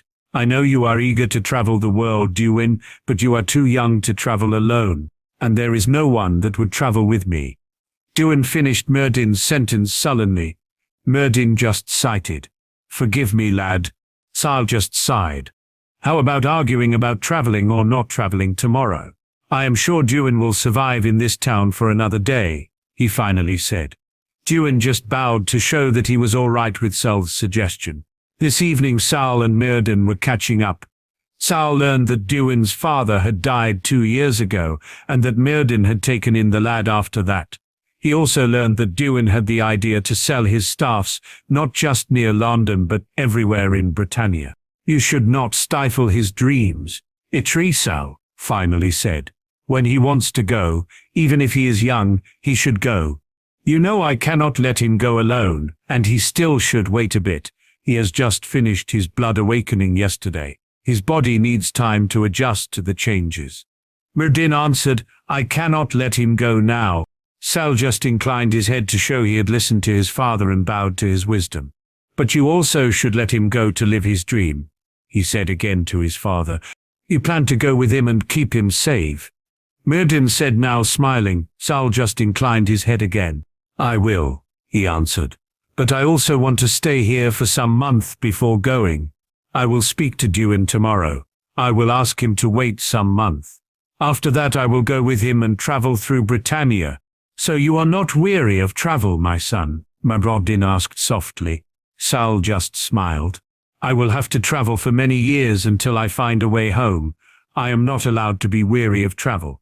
And so he and Duin started to travel through Britannia. Just half a year later, they traveled for over 10 years, returning every few months home to London. While they traveled, Duin started to teach Sal how to make staffs. Sal had asked him if he would do so because Sal had started to be interested in them. After he had gotten his oak staff, another reason had been that Duin soon needed help to make all the staffs he was asked to do. There were few staff makers in Britannia and a lot of druids were in dire need for a fitting staff. So Sal also learned to be a staff maker just to aid Duin in his work. After the years traveling they returned to Lordom and Duin started his business. Sal aided him the next decades. He also aided Duin's son and grandson. But finally, 2045 BC, he could not stay still anymore, so he went to his father and told him goodbye. After that he traveled east until he reached the sea, crossed it and returned to Europe. It was time to start his search for a way home again. Year 15 AD. Salva was back. After he had returned to Merlin 370 BC, he had lived in Lordom for some time. There he had met a descendant of his godfather Oliver Nedder. This descendant had the idea to start a business in Lordom, and Ollivander's wands were born. Salva helped to create wands and sell them for some time, but then he got weary again. He had wanted to do something else, so he had visited the elves and lived with them. Then he had lived with a vampire coven. He finally had left Britain some 200 years ago and had traveled through Europe. He had lived in Greek, with the Germanic tribes, and in Rome. He even had returned to Egypt once or twice. And now he had returned home again. It was an old known path to him. He was traveling now, a path that would him bring back in a few weeks to his childhood home. The first time he had traveled the path was more than 500 years ago when he first arrived in this time. Yesterday, he had reached the place where Merlin had found him, and now he was following the invisible route they had been wandering. It felt good to return home. He knew his father was well. They were writing each other regularly. But his father had no idea that Salvazar was returning. Salah hadn't told him. Instead, he wanted to surprise him. In that moment, a rider suddenly broke through the woods. Salvazar stopped dead. The rider instead turned and looked at him, in his hands a shield and a sword. "Who entered the realms of the king?" the rider asked. "King? There was a king in Britain?" It was the first time Sal had heard something about that. "I am Salvazar Emrys, at your service," he finally answered. "I have been born in a place some fortnights south from here." "Emrys?" This time he heard surprise in the voice of the rider, maybe knight, as in Merlin Emrys. "My father," Sal answered sincerely. "I was going to visit him." "Then your path has led you astray," the rider said. "Camelot is a little bit more west from here." This time Sal stared at the man in front of him. "Camelot? Like in King Arthur's Camelot? And why, pray tell, should his father be in Camelot?" "I have been away for some time," Sal finally said carefully, "and I never have been in Camelot before. I would not know if my path leads me astray." Now the knight, he had to be a knight when he was from Camelot, laughed. "So your father's description was lacking?" "He never gave me one," Sal answered. "I came by myself. I wanted to surprise him." He was still not sure that they were talking about the same Merlin Emrys, but he decided to first understand the situation a bit better before mentioning something like that. The knight shed his sword again and turned his horse so that it faced the direction he came from. "Lancelot, at your service," he said. "I will bring you to your father." "I don't want you to burden yourself with me," Sal said, a little bit uncomfortable. "Just give me direction, and I will find him myself." "Oh, you are no trouble, lad," Lancelot said, smiling down at Sal. "I am glad to accompany you, my friend." Salvazar stared at the knight in front of him. "Led?" The knight might be looking like he was at least 30 winters, and Sal again had his 15-year-old body, which might look more like a 13 or 14-year-old, but really, lad, Sal finally decided to say nothing. Instead, he followed the horse through the woods. "So, how long it is that you last saw your father?" Lancelot asked while riding beside him. "I don't know," Sal answered, shrugging. "Some years, maybe. Some years." Sal shrugged again. "I did not count them," he said carefully. "Maybe a decade or longer. It was some time ago." Of course it was longer, but Sal knew he did not look old enough for that, so he had to be careful what he was telling. He could be a little bit older than he looked, but there was a limit. After that it would sound unbelievable. When the knight heard his words, he raised an eyebrow. "So you had no contact with him since he started to teach King Arthur 15 years ago," he clarified. "He has been writing me," Sal answered, shrugging. "So we definitely had contact." Lancelot stared at him. "How old are you, lad?" he finally asked. Sal blinked and stared back. "I beg your pardon," he asked. "How many winters do you count?" the knight asked again. 15, 16. Sal opened his mouth to tell him that he was older than he looked, but the knight continued, oblivious to Sal's protest. "You know, since I joined King Arthur, I sometimes talk to your father. He is always watching over Arthur, always at his side when Arthur needs an advice. And maybe the rest of the castle is blind to it, but I am not. I see him often looking at Arthur with a gaze that tells me that he doesn't want to talk to Arthur now. Sometimes he locks himself in his study, not leaving it for days, standing at the window and searching the sky." And suddenly Sal felt guilty. Did his father miss him? Of course, Sal also missed his father, but he had been searching for a way back home to the future, a home that felt less home with every year that passed. Did his father dread that Sal would find a way back? And did Sal even want to return? He had learned to live here. He had a family. Maybe he should stay. Maybe he should stop his search until what? Forever. "Your father mentioned your name sometime," Lancelot said. "Every time he had to tell a story at the story time we have every fortnight in the Great Hall. It is a gathering of Arthur's knights and his mentors. Arthur lets us tell our adventures and our pasts. Medin normally says nothing, but when Arthur wants him to tell a tale, he always tells about you. He calls you Sal, and some things he had told us sound unbelievable. Unbelievable? Suddenly Sal could picture that it was really his father that was living at King Arthur's court. Well, the last one was about killing a basilisk with nothing than a sword when you were a mere child. And suddenly Sal laughed. It really was his father. He remembered Merlin's pride and horror when he had stumbled over this memory while teaching Sal a clemency. Sal had told him all after that, and Merlin was livid.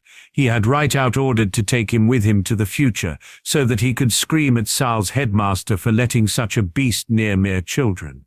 He was stricken with horror when I told him. Sal said, still laughing, he wanted to see my arm twice before he was sure that the basilisk venom had not killed me. Lancelot nearly fell from the horseback. The story was true, he asked, half horrified, half awed. Sal shrugged and pushed back his sleeve to show the scar. It bit me, he said casually. It was a phoenix that healed me. The knight looked at the scar and shuddered. I am surprised that your father did not insist that you would never leave his side again, he said, shuddering. How many winters did you count when this happened? 2? 3? As big as the scar is, you must have been no more than a toddler. Sal wanted to protest again, tell him that the basilisk simply had been a very old and maybe senile one, but Lancelot talked again. Then the rest of the stories are also true. Fighting dragons? Flying a carriage? Visiting places you were forbidden to go? Fighting trolls? Maybe, Sal answered nervously. I was not very good at listening as a child, but it wasn't there for the most of it, so I was not reprimanded by him. You mean your father was teaching Arthur for the most of the time? Lancelot said grimly, and neither of us ever thought about letting Merlin go so that he could get you. We even held him back every time he wanted to return home. Sal blinked, not knowing what to say. He had been all grown up and wondering when Merlin had started to teach Arthur, so how come this knight thought that Sal was still a child? Salvazar decided that that was a question just his father would be able to answer. We were egoistic and cold-hearted bastards, weren't we? Lancelot said. He told us about you, but we never thought that maybe you really existed. We never thought he was talking about his own son. Arthur is an old one, Sal said, remembering what his father had once told him in one of his letters about his new apprentice. Not that Sal had known his father was talking about King Arthur. It is dangerous not to train an old one. Arthur needed him to learn about his heritage. And father knows his responsibility. He would not leave him as long as Arthur needs him. This is the responsibility of a Firbolg-born, even if said Firbolg-born isn't the father of the boy. Even if he has left behind his own son. Lancelot asked bitterly. I did not need him, Sal answered sincerely. Arthur did. Lancelot snorted. I don't believe that, he said stubbornly. Silence filled the air for a few minutes. Then the woods stayed back and suddenly they were standing in front of a castle. Welcome to Camelot, Lancelot said, and Sal looked up. His eyes grew big. He knew this castle. Memories washed over him while he stared at the majestic silhouette that ruled over the hills and forest like a beloved queen. Even if he would forget everything he ever knew, Sal knew he would remember this castle, his home. His first home ever. It was Hogwarts. They strode to the entrance. Lancelot had left his horse at the stables, which stood where later Hagrid's hut would be standing. With a nod to the guards, Lancelot entered the old castle, guiding Sal through these ancient and well-known halls until they reached the Great Hall. There one of the guards stopped them. The king is talking with Merlin about the stronghold. They are planning defense strategies. Arthur asked not to disturb him. He might have asked that, Lancelot said. But some things are more important than defense strategy, and I know a prisoner in this castle that would stop feeling like one if we're allowed to enter. Prisoner. But this time Sal could not protest. Maybe Lancelot was right and the duty of his father had held him prisoner. Lancelot simply bypassed the surprised guards and grabbed Sal's arm to bring him with him. The knight opened the door and it banged on the walls. In the middle of the great hall stood a round oak table. The ceiling wasn't enchanted and on the pedestal was just one throne instead of the teacher's table. But it clearly was the Great Hall of Hogwarts. and at the table stood a man, maybe as old as Lancelot, and another one who looked very old. He had white hair, but the eyes... The eye? Lancelot, the younger man said with annoyance in his voice. I told the guards I do not want to be disturbed. Sal could see the other man's eyes travel over his face, his clothes and his own eyes. Atre said. And suddenly the man came running. He had rounded the table before a startled Arthur could even utter another word, and a second later Sal found himself in the embrace of his father. Salva Sahar! He heard his name while his father's hands seemed to search his body for injuries. Thank to whoever it belongs. You're all right. You're all right. Sal blinked. At the moment he was smaller than his father, so he had to look up to the old man's face, and there he saw the fear. The fear that something could have happened to him between one letter and the next. The fear that he would see him never again. Guilt crept through Sal's stomach. I am sorry, Ep2, he murmured in his father's tunic. I am so sorry. His father's embrace tightened. You are back, and that's all I ever wanted, Merlin answered, still caressing him. In that moment Arthur butted in. So you know the lad Merlin? He asked, but before even Merlin or Sal could think about answering, Lancelot did. The lad is Merlin's son, Lancelot answered, and his voice sounded chilly. The son who has not seen his own father for 15 years. Just because you did not let Merlin leave for even half a year. Have you ever spent a thought that Merlin maybe did not want to leave to have some free time but to see his own family again? Arthur opened and then closed his mouth again. He looked at Sal, who was still in the tight embrace of his father. Your son, Merlin? He asked. Merlin loosened his embrace, but one of his hands remained on Sal's shoulder. Yes, he said calmly. This is Salvazor Serendu Harry James Emrys. My child. Sal, this is King Arthur Pendragon, my student. Sal bowed. Your Majesty, he said, unsure how he should react to this situation. The king laughed. As the child of my mentor, you may call me Arthur, he said, but his eyes were severe. I did keep you apart, didn't I? He asked. It was not your fault, Sal said, but Arthur's eyes had turned to Merlin. I would have sent someone to bring him here, he said. If you would have told me, I would have brought him. He must have been a mere babe when you left him to train me. Sal huffed. Did he really look so young? But he said nothing because of the squeeze his father gave his shoulder. He was young, Merlin confirmed, but you had to learn, and there was no one but I. My child had his godfather to learn from. Sal looked at his father, surprised. So Merlin had created a farce. Whatever, why? His godfather? Arthur asked, sounding suddenly guilty. What is with his mother? She died shortly after my first winter. Sal answered. She was ill? Lancelot asked softly. She was killed, Sal corrected. She died to protect me. When he said that, his father's eyes became grim. She did, and one day this madman will pay for that, he said. Just tell me where he is and who, and I will send my men, Arthur said, looking from father to son. But both of them just shook their heads.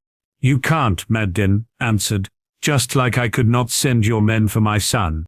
Arthur opened his mouth to protest, but Merlin just kept going. I told you I visited the world when I was young, he said to Arthur. The king nodded. My son's mother was part of this world. Merlin said. I returned home to Britain, but the last time my son had been in Britain he just had been born. He did not grow up here, and I could not send your men to a foreign country to bring him here, as much as I would have liked that. Sal could just admire his father. Merlin had not straight out lied to Arthur, well, except of some minor corrections to smother the story, but he had put the truth together so that it sounded different than it really had happened. Sal's mother had been from the future, and as such never had entered the Britannia Merlin knew. Sal had been reborn in Britannia and left to search for a way to return to the future, and he did not grow up in this Britannia also. And of course there had been no way to send men after a grown-up adult traveling the world. So all Merlin had said had been true somehow, and still all had happened different than Arthur would understand it. I will have to let him teach me that, Sal mused. It will take time, but I'm sure it's worth it. Arthur just sighed when he heard Merlin's words. I understand, but please remember that I would aid you whenever you need it. Just tell me and I will send my men. This is all I can do to repay your kindness." Merlin just inclined his head. "As you wish, Arthur," he said. But then he stayed silent. Arthur waited a few minutes, and then he sighed again. "You will not ask for my help, will you?" "No," Merlin said. "I told you before that there is nothing you can do, and there is also nothing else." This time Merlin stopped and looked thoughtfully at his son. Sal said nothing. He knew his father was thinking about something that would change Sal's life. But Sal had accepted long ago that in that time he was living now the father had the right to decide for his son. Even if said son was normally all grown up, Sal did not like it, but he knew that he had to accept it. Merlin had the right to choose what Sal would do. He normally did not use his right, and that he was thinking about it meant that it was something his father thought was necessary to learn. "If you want to help me," Merlin finally said, "would you teach my son? You have skills I do not have, as you have been taught it by your uncle and father until you lost them when you turned 15. You can repay me with teaching some of it to my son." This time it was Arthur who scrutinized Sal. "It would be an honor," he answered finally. "And I will do the same," Lancelot declared. "For a long time I wanted to teach a youngster how to fight. This is the ideal opportunity." Sal was not sure if he really could say the same. "Well, we will stop working for today," Arthur said, looking at Lancelot. "Lancelot and I will work out a training plan for your son and will present it to you tomorrow. For now, enjoy the time with your son Merlin." "I will," Merlin answered, and led Sal from the room. They stayed silent until they reached Merlin's quarters.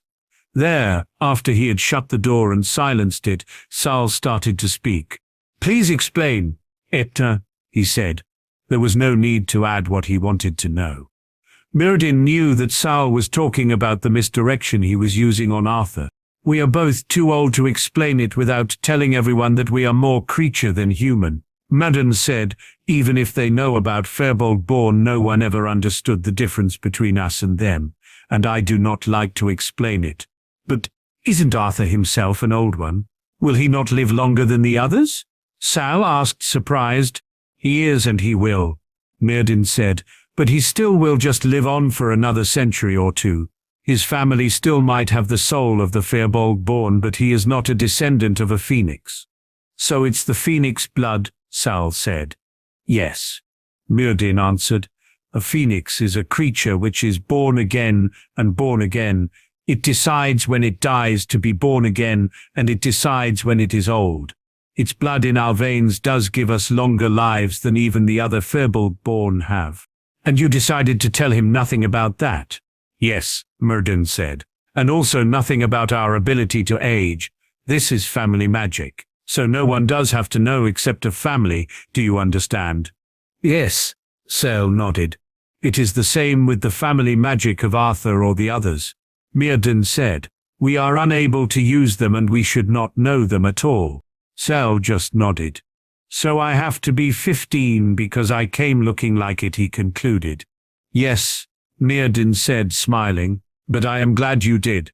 Arthur and Lancelot are some of the best fighters I know. It will be good if you learn from them as much as you can. And because of that you decided to take Arthur's offer?"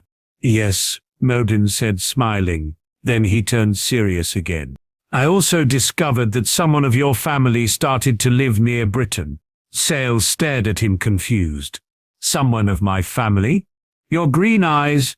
I once told you it's a family trait, didn't I?" This time Sal just nodded. "Well, the Lefay family has started to live in Avalon," Merlin said. "I know you know nothing about the rest of your family magic. You might want to seek an apprenticeship with them. But one day you need to know what you are able to do," Merlin said. "Learning family magic is an important part of your abilities. If you ever discover the rest of your ancestry, I want you to go to the family to learn from them.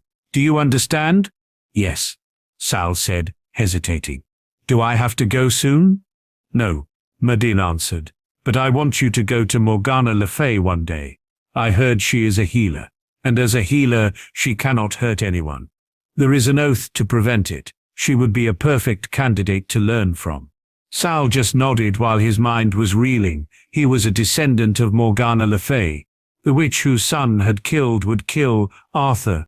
Sal did not know much about history, but that was something he had learned in the Muggle world a long time ago in his own time. He wasn't sure if Binns ever talked about it in magical history, but he knew enough from human history to shudder at the thought to belong to Morgana's family. Not that he could prevent to belong to it. "I will go to her one time," he promised, "but I will first stay with you." Merlin smiled at him. "And I am happy about it," he said while he ruffled Sal's hair. "And now tell me about your adventures." And so they spent the afternoon and the evening with stories about Sal's travel through the world.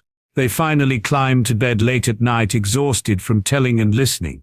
The next day, Arthur indeed had worked out a lesson plan, and Sal's lessons with Arthur, Lancelot and Gawain, another knight of Arthur, started. Arthur had been the one to decide what Sal had to be taught, and Merlin had just nodded when Arthur talked about the lessons he had chosen. Sal himself was not entirely happy with his lesson plan, but a glance of his father prevented him from protesting about it. So it came that he had lessons about history, fighting, politics, etiquette, battle magic and battle strategy. Arthur was teaching him battle magic and politics, Lancelot fighting and battle strategy, and Gawain etiquette and history. Because of Sal's unusual good memory, they could teach him very fast. Especially Arthur used this ability of Sal to his advantage, and soon Sal had to dodge fireballs Arthur was hurling at him with pleasure. Sal himself had never seen magic like these fireballs. Arthur produced them with his bare hands and seemed to use them with ease. Sal just thought that they were utterly awesome. Because of that, he started to try to produce them himself when he was alone. At first he was unable to do it, but some weeks later he finally could produce a simple little flame in his bare hands. "Now I just have to try to make them grow," Sal said to himself, grinning, looking at the easily produced flame in his hands. "What are you doing, child?" a voice asked him from behind. Sal turned and stared at Arthur. I, he stuttered, feeling like a little child in front of his elder. Arthur instead looked at the flame in Sal's hands with an astonished gaze. When Sal saw where Arthur was looking, he extinguished the flame in his hands. "Forgive me, Arthur," he said with guilt in his voice. "I should not have." "Can you do it again, child?" Arthur asked instead, his voice sounding strange. Sal hesitated a moment, then he produced his flame again. Arthur extracted his hands at the flame until he could feel it. His eyes widened and he looked at Sal with an astonished gaze. "Can you tell me how you did it?" he asked Sal. Sal just shrugged. "I wanted to," he said. I tried to do it since I saw you using the fireballs the first time. Forgive me if I did something I shouldn't have done." No, it's all right, child," Arthur said softly and ruffled Sal's hair. Sal wasn't sure how to interpret this gesture. Normally an adult not related to a child did not touch it. It was seen as improper to do so, and Arthur had never broken this unwritten rules until now. "Tell me, child, what do you know about your mother?" he asked Sal. Sal hesitated, then answered truthfully. "I know that she was young when she died and that my parents weren't married long. I know I have her eyes and I know that she was brilliant. I don't think that Achesh knew her a long time," he said, mixing the truth with a little lie to make it believable. "So you don't know the family she was born into?" Arthur asked. Sal just shrugged. "Not really," he answered, not fully lying. "I see," Arthur said, ruffling Sal's hair again. "And don't worry, child, I am not angry with you. Come with me. I will show you some other things." Sal hesitated a moment, but then did as he was told. 4 hours later he returned to the rooms he shared with his father, utterly exhausted. Arthur really had shown him other things. He had shown Sal how to control fire without trying to produce it, and the same he had also shown him for plants. Sal had tried both until he was able to help a flower to bloom and a fire to burn without wood. It was an exhausting way to use magic, and Sal just fell to bed to sleep. He slept through the night and was woken in the morning by his father, who told him they were called to Arthur.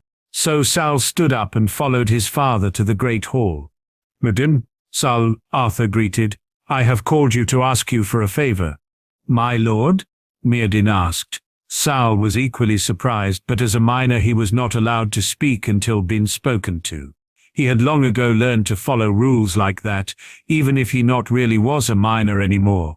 Merlin, I wish to adopt your son, Arthur said. Sal blinked. Adopt him? Sal had a father, so why? I need an heir and I am unsure how long it will take until I get one myself. I ask for your permission to take on your son as my heir until then, Arthur said. I am honored, my lord. Merlin answered, Unfortunately, Sal is too old to take in a part of your soul. He cannot be your true heir. Maybe an adopted substitute who has access to a little bit of your family magic, but never like an adopted heir of a normal druid. Don't forget, we are Basilisk-born. Our souls don't have the softness and flexibility of human souls. If you were a normal druid, you could give him full access to your family magic. As an old one, it cannot be. I know, Arthur said calmly. You taught me well, Merlin, and because of that, I decided to ask for your son. He can use my family magic.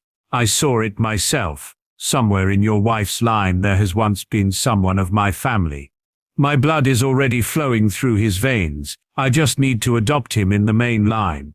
Sal blinked in surprise.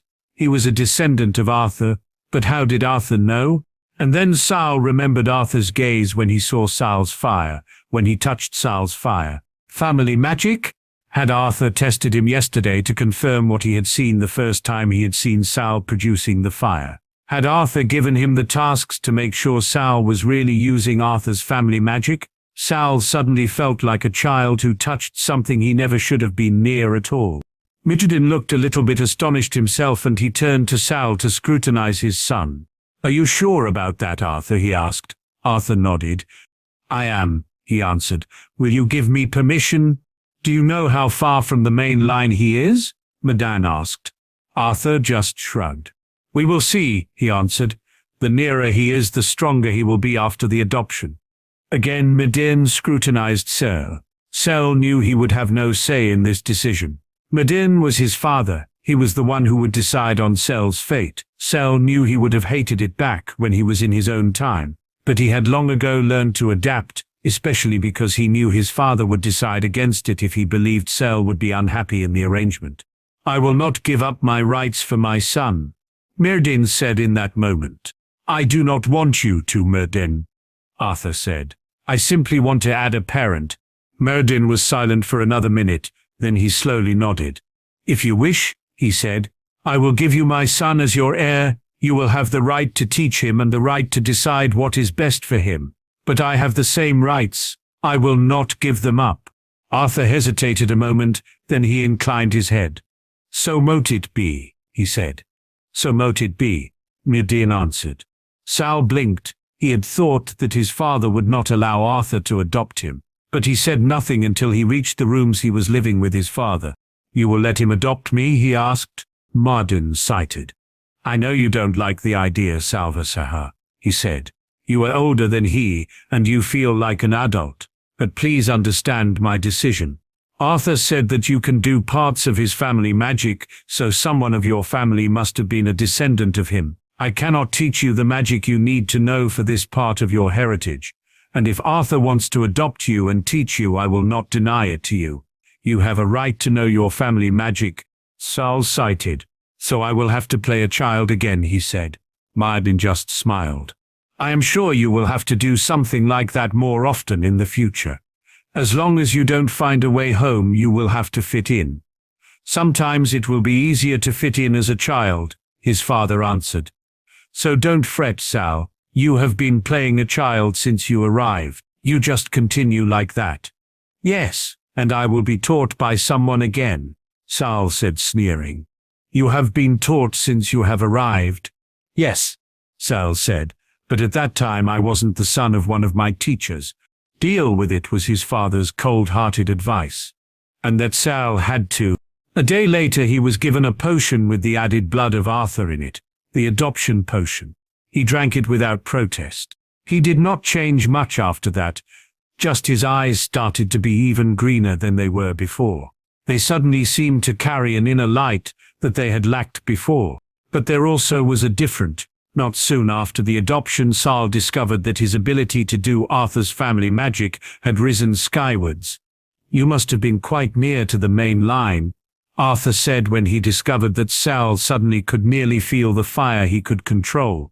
"The entering in the main line has given you a power bust like it is seen seldom. You must understand that you now have the ability of your previous status in the family and the ability of your new one. They mixed and created, well, your power." "I see," Sal answered. That night he asked his father if it was possible that he had belonged to the main line all along. "Yes," his father answered. "I even guessed that you did belong to it before. The power behind your family magic indicates that you had enough ability to be the Lord all along. You might even have been the Lord in your time, and he hadn't known it, but that was left unsaid." It unsettled Sal that everyone in his time had kept something important like that from him. "If I ever return, I will find out why I do know nothing about my family at all," Sal vowed to himself. After that, they never spoke about his position in the future again. Sal was taught by Arthur and the other knights. His lessons had increased after he was adopted to the main family. But the most important part Merlin told him some weeks later. "When I and Arthur die," Merlin said, "you will have to hold the wards of Camelot. The castle was built by me and Arthur, so it's our magic that is holding the wards. As our heir, it will be yours when we are gone. After we die, you will be the one who is the lord of the land. You have to look after the people that live here." "But what's with the child Arthur will have?" Sal asked. "As long as he does not acknowledge it, it will not have control of anything," Merlin answered. "You are his heir until he decides otherwise. Prepare for it." And that was the final word spoken in that matter. Sal learned all he could, and finally he said goodbye to his fathers and started to travel again.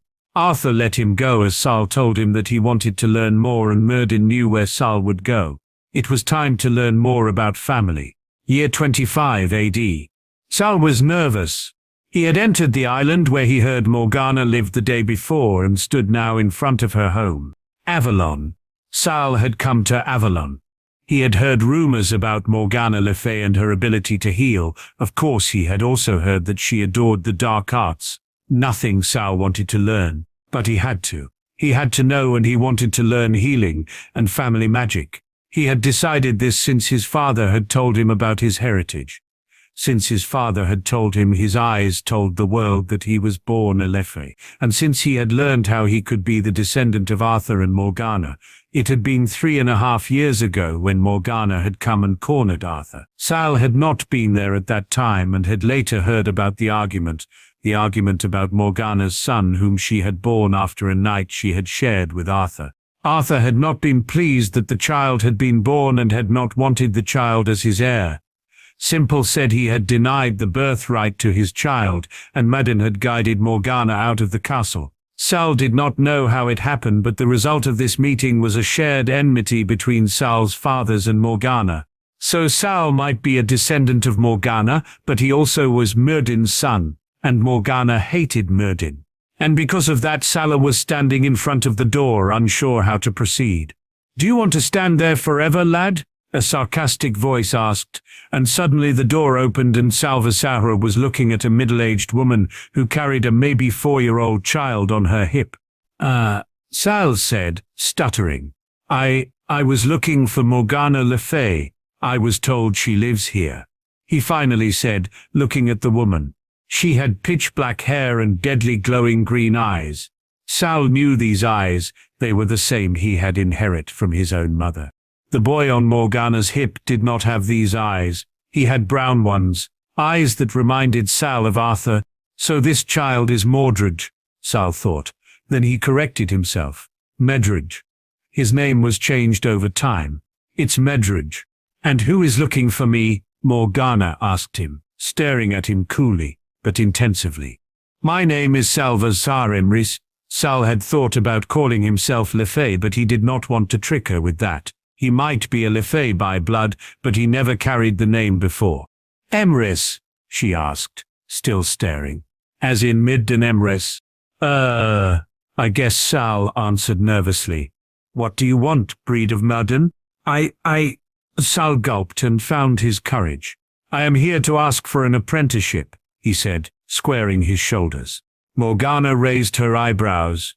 The breed of Merlin asks me, Great Morgana Le Fay, for an apprenticeship, she said, suddenly sounding dangerous. Sal's gaze grew cold when he met her eyes head-on.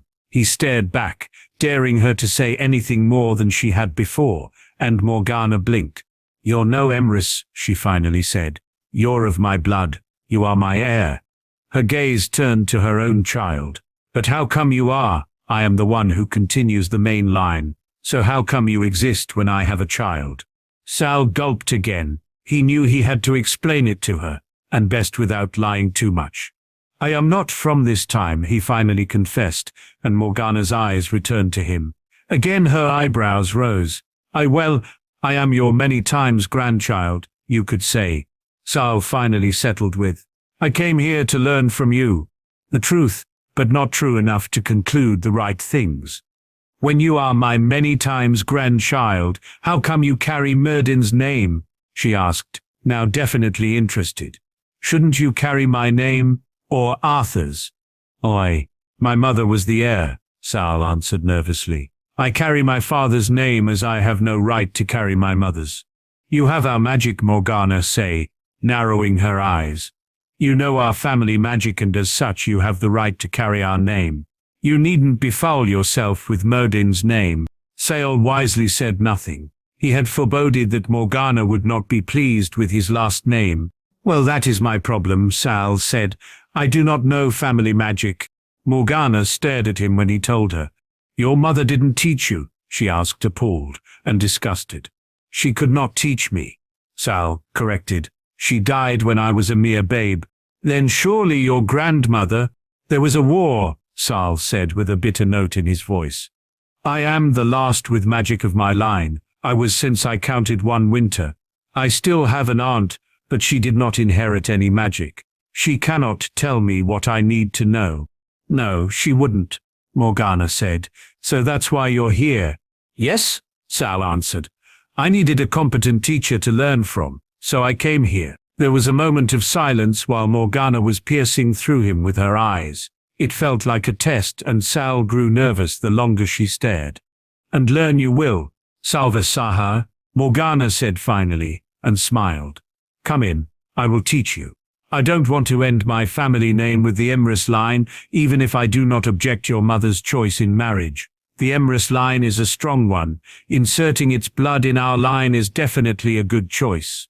Sal wisely forgot to mention that his Emrys father never had married his mother. He did not want to tell Morgana that he truly was Merlin's son.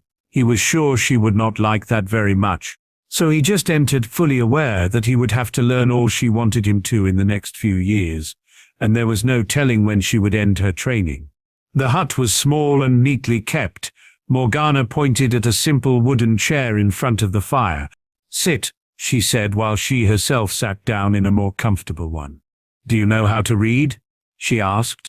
I do, Sal answered.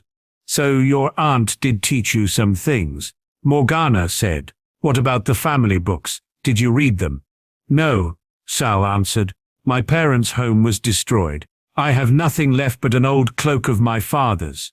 Morgana sighed. Sal could feel her using legilimency on him.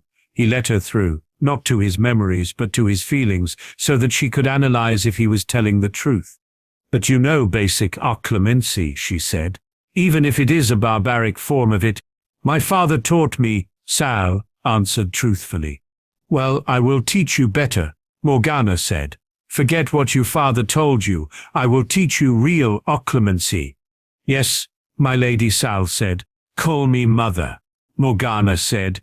You may be my many times grandson, but you are young enough to call me mother. Say, how many winters do you count? 15. Sal answered, using his body's winters and not his mind's. He was not sure if he liked Morgana's suggestion to call her mother, but he knew he would do it anyway. She was his ancestor, and because of that his elder. When she wanted to be called mother, then he would do it without questioning. So your magic has matured one time until now? Morgana asked, and Sal shrugged. I don't know, he said, truthfully. When he said that, Morgana took out her staff and pointed it at him. Sal stiffed, but did not flinch or take out his own staff. Morgana smiled at that. She definitely had seen his slightly concealed reaching for his staff before he could stop himself to do so. "You have good reflexes," she said. "Your father taught you the way of the warrior, I believe?" "He taught me the way of the druids, mother," Sal answered. "I am no warrior, but I have to know how to fight as a druid." "Yes, you do," Morgana said, and then whispered a spell. Soft yellow light hit Sal's body, then he started to glow green. "Oh, that's good," Morgana said. "You did just mature one time. I will be able to teach you from the scratch, and we have time. Your second time will be not before the third winter." "You can tell that?" Sal asked, surprised. Even his father had not been able to tell that when Sal had started to mature for the first time. "Yes," Morgana said. "And you will also be able when I have taught you all I know. There are just 2 conditions." "I hear. You will let me adopt you," Morgana said. "As my child, I will have the full rights to teach you all I want without you protesting it." Sal had thought about this possibility. Morgana knew that Medred would not be able to use family magic, and she wanted to make sure that someone would be able to use it fully, even if this someone was an heir from a distant future. When he truly was her son, even an adopted one, and not just a descendant, she had a better grasp at his magic. A parent simply understood their child's magic better than anyone. "I will," he answered. He had hoped to prevent it, but it was not unexpected. Well, it will change nothing in my blood, he thought. He simply would have more access to the family magic, and that definitely wasn't bad at all. "The other condition is that you will teach Medred how to fight when he is old enough," Morgana said. Sal nodded, knowing that he there also had no choice. Even if this might later be the cause of Arthur's demise, but even if it was, refusing would not change history. Arthur would die, and when history would like Medred to be the cause of his demise, so it would be like that. Sal would not be able to change that when he refused. "I will, but I am not more than mediocre in using a sword." "As long as you teach him," Morgana said, "the rest he will learn by himself." The time at Morgana's flew by quickly. Sal soon got used to call Morgana mother, and under her tutelage, he started to learn how to use his family magic. He also started to learn how to heal and also the dark arts. At the beginning, Sal was a little bit hesitant to learn the dark arts, but soon he discovered that many rituals and spells in the dark arts could be used differently and would help him while healing others. Sal also discovered that he loved to heal.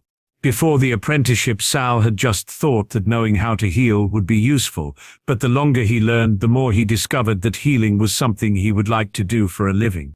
Morgana also noticed that he loved to heal, and so she more and more included him in her own work as a healer. It was 10 years later, the day Medred first bested Sal in their mock battle after just a few minutes, when Morgana finally called for Sal.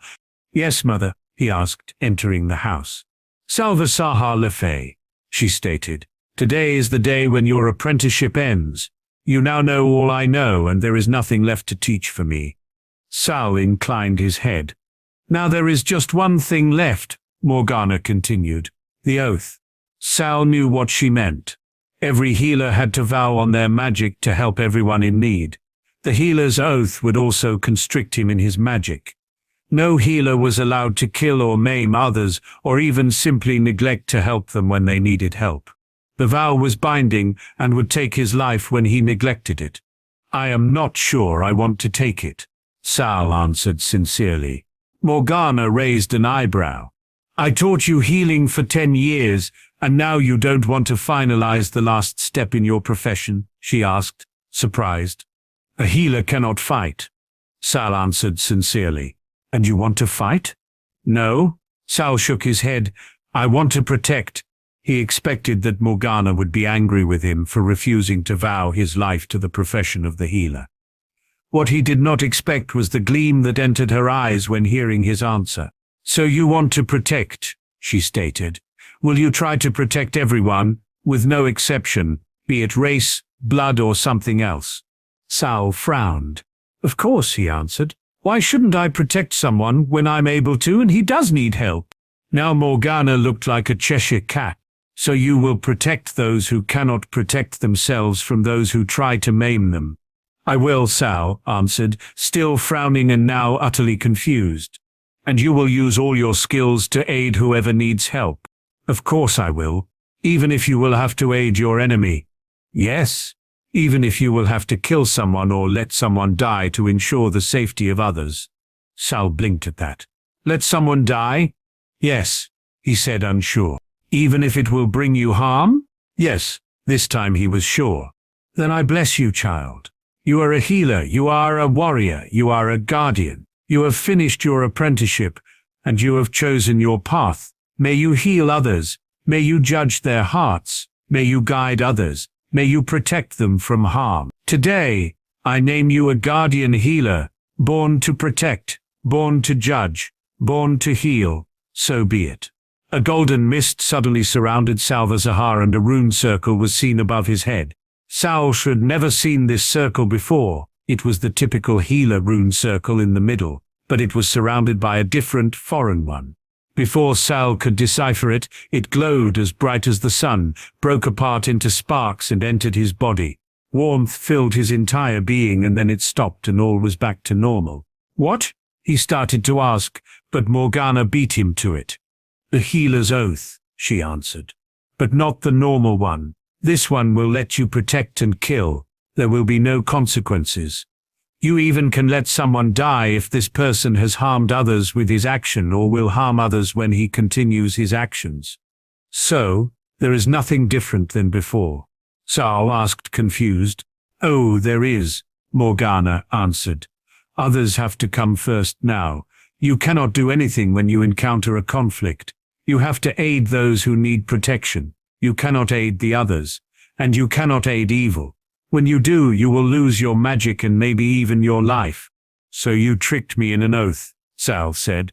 I know you, Salvazar, Morgana said, shrugging. You would have done it anyway. You are born to protect. That you have my eyes, while having also Arthur Pendragon's blood shows it. You will not feel bound at all, because of the oath. Sal cited, but he could not object. Even without the oath he would have helped those who needed help and were too weak to aid themselves. But why did you trick me into it? It is an oath you have to give while not being aware of it, Morgana said. And even if you give it, there are few in this world whose oath would have been accepted by magic. A guardian healer is special. There are maybe 2 or 3 in this world. I guessed that you would be one 5 years ago, and I am proud that I was right. Having someone like you in our family definitely shows our superior power. Sal could just roll his eyes at that. Trust Morgana to be excited to have a rare creature like Sal in the family. There would be no other person in the world who would be concerned about family prestige some 1,000 years in the future. I am proud of you, Salvazar, Morgana said. I trust you will return home now? Sal stared at her for a moment, then he nodded. I will, he answered. And he truly would have, if he wouldn't have stumbled over a battle while he was on the way back to Camelot. As it was, Sal would return home 8 years later than planned. Now back to the future time. The rest of the time until his trial, Harry had cleansed rooms with all the others, and after Kreacher had told him 2 days later at night that he had cleaned a little, unused room, and Harry had started to draw the necessary runes, circles, and pentagrams on the floor and on the walls that he needed for his first task. When the 12th of August approached, he finally had finalized the drawing, and despite being a little sleepy, he was fully prepared for the ministry hearing. Of course, no one else knew. They all relayed on Dumbledore. Dumbledore was there last night. He will come. Molly Weasley had told him, and Harry had well behaved, nodded and not shown his feelings about Dumbledore the Almighty. Instead, he had followed Arthur to the ministry and was finally informed about the changed time, a fact that let him grin inside. The ministry really tried to help him with all its abilities. Finally he was brought to the courtroom. Harry grinned much more inside when he heard he would have a full trial, and left there. So he stood there, in front of them, looking around in Merlin's court. The walls were made of dark stone, dimly lit by torches. Empty benches rose on either side of him, but ahead, in the highest benches of all, were many shadowy figures. They had been talking in low voices, but as the heavy door swung closed behind Harry, an ominous silence fell. A cold male voice rang across the courtroom. "You're late." Harry turned and looked at the speaker. "I did not get a notice that the time was changed," Harry answered, crooking his head. "I also got no notice that the place was changed." The wizards and witches of the Wizengamot looked at each other and murmured, "We have been sending you an owl with the new time and place today," Fudge said coolly. "You might," Harry answered. "The point is, I did not get it, so how am I supposed to be on time without knowing it was changed? We should not discuss that now." "A witch beside Fudge," said sweetly, and Harry had the unproved feeling that she had something to do with his missing message. He said nothing, and filled it away for later. This just would make it easier for him. "Very well," said Fudge. "The accused being present, finally let us begin. Are you ready?" he called down the row. "Yes, sir, Percy." Harry had thought as much. He did not even bother to look at the treacherous Weasley brother.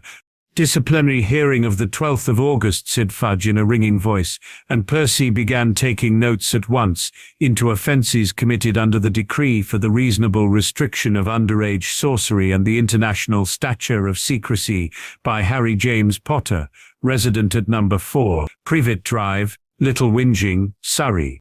Interrogators: Cornelius Oswald Fudge, Minister of Magic; Amelia Susan Bones, Head of the Department of Magical Law Enforcement; Dolores Jane Umbridge, Senior Undersecretary to the Minister; Court Scribe, Percy Ignatius Weasley.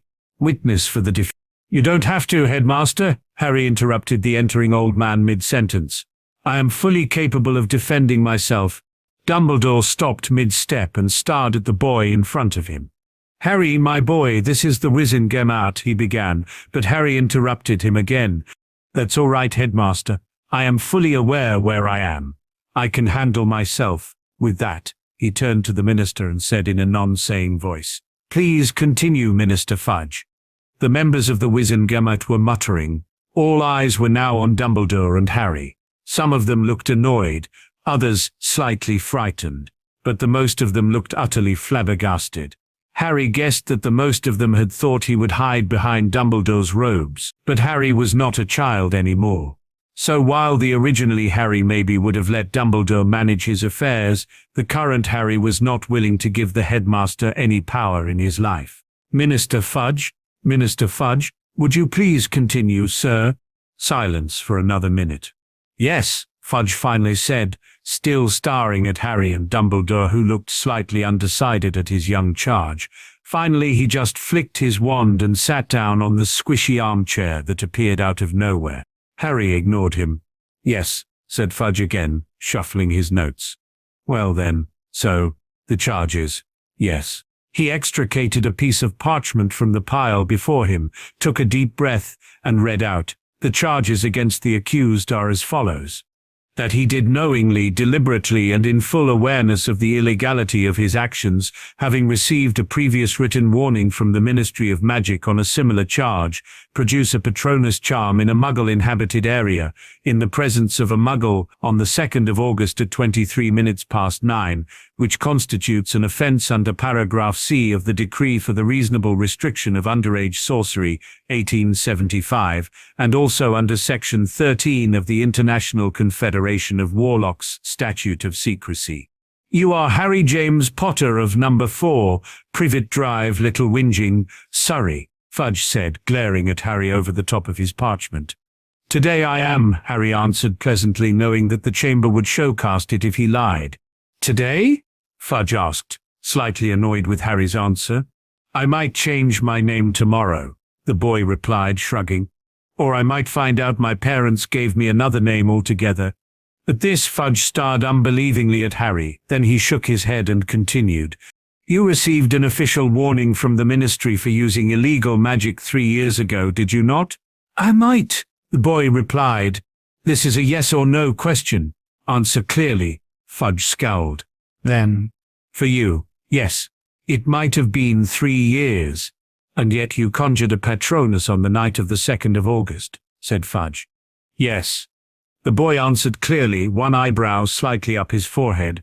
"Knowing that you are not permitted to use magic out of school while you are under the age of 17. Yes. Knowing that you were in an area full of muggles? Of course I knew. Fully aware that you were in close proximity to a muggle at the time. My cousin, sir." This time the witch with the monocle spoke up. "You produced a fully fledged Patronus." Harry cited. He had known this question would come up. He himself might not truly be 15, but the original Harry had been, so it was natural for these wizard and witches to question his ability to produce a Patronus. "Yes, it is corporal," he answered coolly. "It is corporal since 3rd year."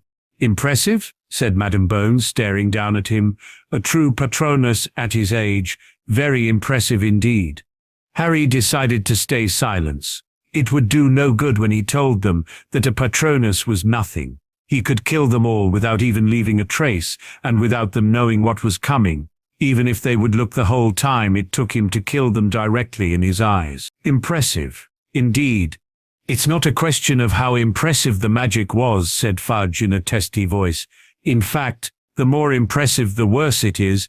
I would have thought, given that the boy did it in plain view of a muggle. Think about it. We can't let such behavior unpunished. He broke the law, without even regretting it. When we let him roam, we can't know what he will do next." Those who had been frowning now murmured in agreement, but the boy in front of them seemed to be fully untouched by the accusation. This time Dumbledore instead seemed to be unable to hold back.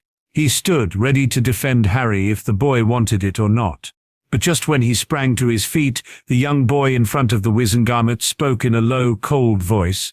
"Now, Minister, tell me what you are playing at," the boy said, and Headmaster Dumbledore, ready to defend the young boy, stopped in the middle of opening his mouth. "What are you implying, boy?" Fudge hissed, but his voice showed that he was slightly taken aback by the emotionless voice of the teen. Cold Avada Kedavra green eyes pierced him, judged him and found him unworthy.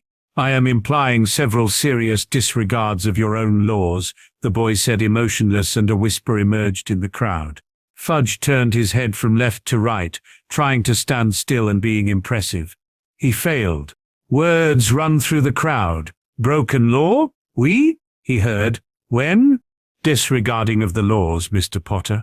A regal-looking lady finally asked aloud. "Pray tell, what are you talking about?" "About several things, madam. Several broken laws specifically," the boy replied, and when one of the Wizengamot wizards opened his mouth, he overrode his attempt to speak mercilessly. "Let's start with an easy example. When I used the Patronus charm to defend my cousin, I got a letter that I was expelled from Hogwarts. That was the first breaking of your laws. No one except of the headmaster can expel a student from Hogwarts. Trying to do it without consulting the headmaster at first ends in losing all the reminding control you have in school. Hogwarts has the right to take back the offending person's odors and newts when said person just attempted such a crime." "Is that so, lad?" another very old-looking wizard asked coolly. "And pray tell, where do you think you read such an offending piece of text?" "In your law book, my lord." The boy answered simply. "This is one of your own laws I have been quoting." "Have you?" another lord asked skeptically. "I don't think that anyone of the ministry would ever be for a law like that." "Well, they weren't," the boy in front of them answered, and then sent a steady glance across the crowd. "This is law since 1978, when Hogwarts started to open for all students in Great Britain. At that time there was no ministry. It were the lords of the ancient and noble houses who at that time were setting up the law. Some of their laws are still in use, like the one I mentioned." "Is that so?" the First Lord asked, interested. "So you really are able to prove it?"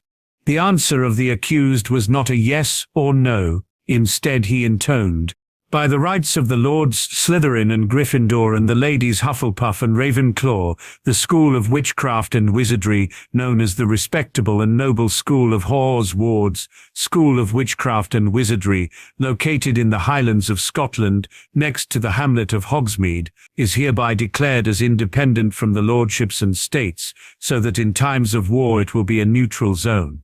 It hereby will be declared that Hogwarts, School of Witchcraft and Wizardry will never be part of any legal constitution. The rights and rules of Hogwarts will solely be constructed and upheld by the headmaster, teachers, founders, and acknowledged heirs of Hogwarts. Any interference from legal constitution may be punished severely. The right of punishment for interference will be by the school. By severely interference such as expelling student, the person who interfered will be held responsible and might lose their right to bear a staff because of deprivation of his school examinations. In contrast, the school will have to take in all children of magical heritage from their 11th until their 17th birthday and teach them to be respectable and noble wizards and witches. That is the law from 97-8, stated in the law book as paragraph 20a. Fudge snorted unbelieving. And pray tell, how would a mere boy like you know something like that? I can read, Minister, the boy answered and pierced the man in front of him with his eyes. Look it up for yourself when you don't believe me. The answer was shuffling of paper when Percy Weasley searched for his copy of the law book. When he found it, he started thumbing through it until he reached the named paragraph and stared at it. Well, Weatherby? Fudge asked, clearly expecting the boy in front of him to be proven wrong. He is right, Minister. Percy stuttered, still staring at the, for him, offending text in front of him. The boy continued, and his glare got as cold as ice. The next broken law is that no one came to Privet Drive to investigate. Since April 1146, there is a law to investigate before taking charges. Paragraph 38. AG. This law was established after there were incidents of wrongfully imprisoned persons because of lacking investigations. The gathering of the Lords found this absolutely unacceptable and established a rule of handling the broken secret status and performing magic in front of mundane people. The law was never altered after that, so that would be the second broken law in a row. The third was preventing the accused getting a legal backer for court. Instead, I am standing in front of you without anyone. Now the wizards and witches of Wizengamot shared uneasy glances. You had Dumbledore? But you turned him down, Fudge cried, still staring at the uncanny teen. He is not, nor will he ever be, a legal backer. He might be my headmaster at school, but he has no training in legal rights, so even if he would back me up, he would still be another civilian who does not know all the paragraphs of the law. The boy replied coolly, You could have asked someone. When? You changed the place of the hearing today. Formerly it had been an unofficial hearing, where I wouldn't have needed a legal backer, but now it is a trial. A legal backer needs time to know the facts. Also, I am a minor. I am legally not allowed to search legal backup without my guardian. My aunt is mundane. She has no access to a magical lawyer, and I had no time to contact her and ask for legal backup. As the court, you have had a duty to see to my needs when you force me to go to court without time to contact a legal backer. This might be a newer law of the 19th century, but it is still law, as it is established in paragraph 95. Every person accused of a crime has the right to send for legal backup in court. The legal backup might be self-provided, or in case it is impossible for the accused to get one, there has to be a chance to be provided of a lawyer by the Wizengamot. Well, I had no time to brief a lawyer with my situation, also counting the change of time and place, so that it would have been difficult for my legal backup to arrive in time. Yet there is no alternative to go to. The boy continued, Because of breaking these laws, I have no one who would speak for my behalf. I am accused but unable to defend myself because of your lack of following your own laws. You did not investigate. There is no recording of the scene of crime. There is no asking for witnesses. There isn't even a simple use of truth serum to investigate if I lie or if I am telling the truth. So, how will you be able to judge me when you have no witnesses, except the evidence that I used magic in front of my mundane cousin? How will you judge if my use of magic was rightfully if there is no other evidence except of your recording? There is no need of a witness except of our recording. You broke the law, you will pay for it. Fudge intercepted at that moment. I did, didn't I? Or is there a possibility that I didn't break the law? The boy said, and his killing curse eyes were blasting. You are underage. You are not allowed to use magic in your holidays. And no one is allowed to use magic in front of a muggle. the minister spluttered. As long as I am the minister, you will be punished for your crime. Even if you're celebrity, I will not let this stop me to follow the law. To follow the law? The boy stared at the minister as if said person had said something absolutely stupid. Which law, Minster Fudge? Clause 7 of the Decree for the Reasonable Restriction of Underage Sorcery states that magic may be used in front of a muggle in exceptional circumstances, and as those exceptional circumstances include situations which threaten the life of the wizard or witch him or herself, or any witches, wizards, or muggles present at the time of the... We are familiar with Clause 7, boy, thank you very much, snarled Fudge. Of course you are, Harry answered courteously. So why have you done nothing to exclude this clause? There might have been Dementors in Little Whinging for all you know. There were no Dementors, Fudge spluttered. Evidence, Minister, evidence. The boy said coolly, you have not sent your people to investigate the scene of crime like you should have, and now you come and say that there were no Dementors, but you yourself can't prove it. So how come that you think that you are right? Fudge stared at the boy in front of him with hatred in his eyes. You, he started, but was interrupted by Madam Bones. The accused has a point, Minister, she said. How do we know he'd not have to defend himself? The Dementors are under the control of the Ministry. There is no way that a Dementor would come to Little Whinging. The boy just tries to escape his punishment. As an underage wizard, he has to follow the rules like everyone else. No celebrity status here. Underage? The boy questioned in this moment. That is also something I am laughing about. This is also a law you have been breaking. What are you talking about now, boy? Fudge hissed, losing his cool, but there was fear in his eyes. Harry knew what the minister feared. He feared that Harry knew about his lordship, and the freedom that could come with it when he had turned 15. But Harry said nothing. He definitely would not play that card if he did not have to do it. Think about it. I'm 15, Minister. As you told the court, I am not an adult. But whatever you are telling the court, you yourself seem to forget that pretty often. Harry argued instead. What do you mean by that? By Merlin? Fudge roared, staring at Harry as if he had gone crazy. Maybe Harry... As a minor, I don't just have duties. Fudge, I also have rights. You seem content to forget these. Every time I am in a situation, I do need those rights. I am fully aware about your rights, boy, Fudge cried. Are you, in front of the whole court, do you declare you are aware of my rights? Of course I am. It maybe would go without. And the headmaster, is he also aware of my rights? What has this to do with anything, boy? Fudge growled. Just let the headmaster answer my question, Harry said, shrugging. Dumbledore looked at him with confusion. Of course I am aware of your rights, Harry, he said finally softly. You know that this discussion will bring you nowhere. It really would go without. Harry ignored him. Instead, he looked at the rest of the Wizengamot. What's with you, ladies and gentlemen? Are you aware of the rights of a minor? Amelia Bones had witnessed the whole spectacle until now. Now, addressed as a part of the Wizengamot, she felt obliged to answer with a yes. Of course she was aware of his status. She was the head of the law department. She had to be aware. She just didn't know what use it had for the boy if they were aware.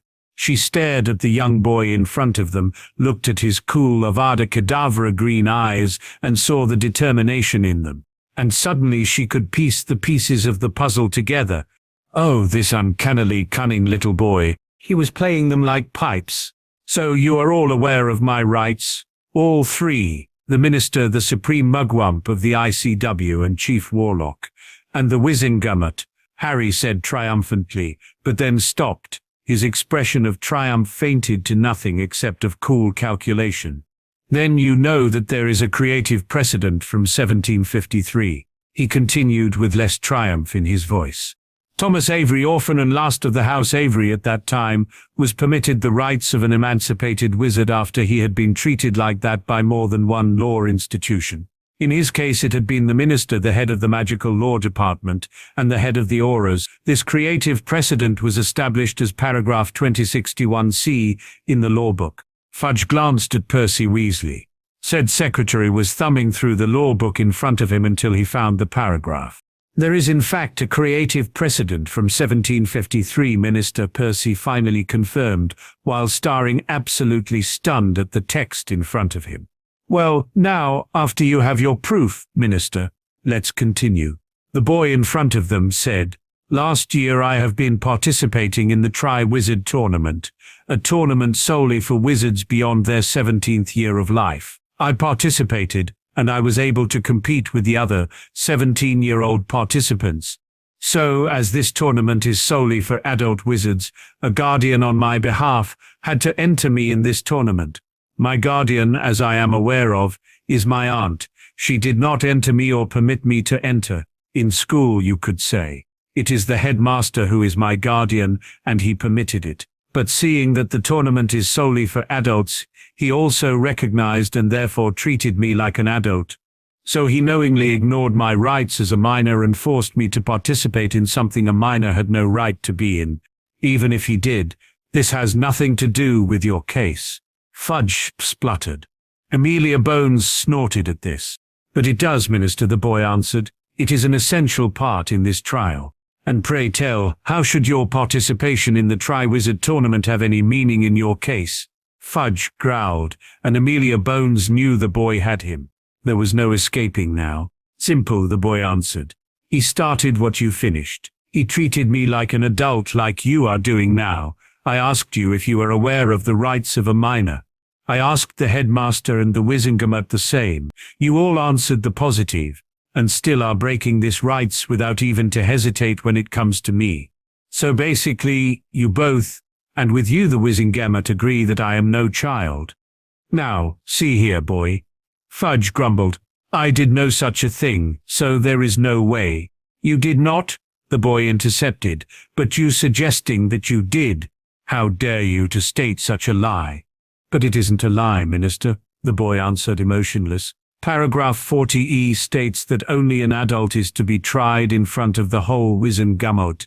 And here we are, me as the accused and you who are trying me with the whole court. A simple case of underage magic is never tried with the whole Wizengamot. So why, when I'm not an adult yet, is this different for me than for the others? This question roused another ruckus in the audience. Fudge opened his mouth just to close it again. His eyes seemed to budge out of their holes. Harry stared back at him, his death eyes fixed on him. "I still wait for an answer to that question, Minister," he said coolly. But Fudge stayed still staring at Harry as if he saw him for the first time. Finally, Madame Bones took pity on the flabbergasted man and spoke up herself. She had understood a while ago that the boy would take this route. She just didn't know why. "That is a good question, young man," she said. "Still, even if you are today treated like an adult in front of the law, what use is this for you? You still have performed a Patronus in front of a muggle." "It is simple, Madame Bones," the boy answered her. "When I am treated like an adult, I am allowed to give you my memory of the event. Then you would be able to see the facts behind my spell. Memories can't be forged without seeing the change, and displayed in the courtroom of the Wizengamot they can be freely seen by everyone." When the boy answered this question, Madame Bones hesitated for a moment, then she nodded. "Do it. The minister has been treating you like an adult, so why not looking at your memories? Do you know how to extract memories?" she asked. "Of course," the boy replied with an experienced tone. Something Amelia Bones never had expected from a boy of 15 years. The boy extracted a memory from his mind and stood up. Without hesitation or the need of instructions, he stepped forward to a deepening in the floor. In it he dropped the memory. Then he nodded to Madame Bones and returned to his seat. "Show," Madame Bones instructed, and suddenly the whole wall behind the boy lit up and built a visible scene. The first that they could see was absolute darkness. Then a memory of coldness began to creep into the courtroom, and not just a few of the wizards and witches shivered. Dementor, cold. Then you could hear the breathing, the rasping and rattling breathes. A human cry could be heard in the darkness. The panic in the voice filled the air. "Diddley, keep your mouth shut. Whatever you do, keep your mouth shut." Then there was a muttering and a short light where the wand lay. The boy in the memory clasped the wand. A panicked expecto patronum, just white fog. bright enough to show the Dementor creeping near the boy. Then it hit the Dementor and broke. Again an expecto patronum, and again just fog. The Dementor now just a few inches away from the boy. Its hand reached for the boy. Blackness again. Shuffling, running steps in the darkness. And then a loud expecto patronum. A phoenix erupted from the wand of the boy, now a few feet away from the Dementor. The phoenix golden light filled the alleyway and showed another Dementor, clasping another boy's wrists and wrestling with him. The boy was losing, and then the phoenix took over, drove away the Dementors with so much force that the Dementors seemed to be harmed by the creature. The memory ended and the whole court fell silent. Dementors, Madam Bones finally said. Dementors in a Muggle suburb. That can't be real, Fudge cried. It is a lie. Mr. Potter is using forged. You know as well as I that a memory can't be forged without everyone recognizing it, Minister Fudge. Madam Bones interrupted him. The young man has been telling the truth to this court. And don't forget he showed us what happened. He did not just tell us, he showed us. How can you argue against that? But Fudge stuttered. I would be quiet if I were you, Minister. Madam Bones interrupted. I am not happy with you. You took this underage magic incident in front of the whole Wizengamot. The boy had broken the law the third time. He blew up his aunt last year, and the year before he used a hovering charm. Did he? Madam Bones turned around to the lad in front of her. I did blow up my aunt, the boy answered without hesitation. It was accidental magic. Accidental? I did not use a wand or a spell. I just blew her up. The boy filled the Wizengamot in, "This is not courtable," paragraph D, of the Decree for Reasonable Restriction of Underage Sorcery, states that accidental magic of a minor before his second maturity, done without a wand and without the intent to do it, is not punishable because the minor has still to learn how to fully control his or her magic. At this Madam Bones smiled. You are right, Mr. Potter, she confirmed. But there is still the incident with the hovering charm. I can show you the incident, the boy answered without hesitation. I think this time it will be enough to just tell us. Well, but it sounds not, well, believable. Just tell. When we need to see it, you can show us afterward. I just warned, the boy answered. It was a crazy house elf. A house elf? The witch beside Fudge snorted. And pray tell, how did a house elf get? The boy's eyes got deadly. I told you it is unbelievable. But when you want to, I will show you the incident. I don't think that is necessary. Madam Bones interrupted while staring the minister and the witch next to him. Dolores Umbridge, down. I believe you. And even if I didn't, it was just one incident, nothing to be punished for. But, Fudge started. You, minister, should think about what you are saying. Madam Bones interrupted again. Alone in this sole case you have ignored several laws, the most of them in place to have a fair trial for the accused. I will see to this when we end this case, but now finish, and I warn you if you even try to stall a bit I will look through all your doings in the last few years. Even if I find nothing, you wouldn't see your office for the next 5 months. So do you have to say anything else? No, this time. Fudge sounded bitter. Well then on to the charges. Madam Bones said, those in favor of clearing the witness of all charges? More than 80% of the Wizengamot raised their hands. And those in favor of conviction? This time, it was just Fudge, the witch beside him and a few others. Harry scrutinized them until the most of them turned their eyes away. He would have to remember them later. They were either in Fudge's pocket or Death Eaters. So simplified, they were both enemies. Fudge glanced around at them all, looking as though there was something large stuck in his throat. Then he lowered his own hand. He took 2 deep breaths and said, in a voice distorted by suppressed rage, very well, cleared of all charges. Harry smiled at that. Thank you, Minister, he said pleasantly. Until the next time, I would advise you to pray that we will never see each other again, but I know this will never be the case.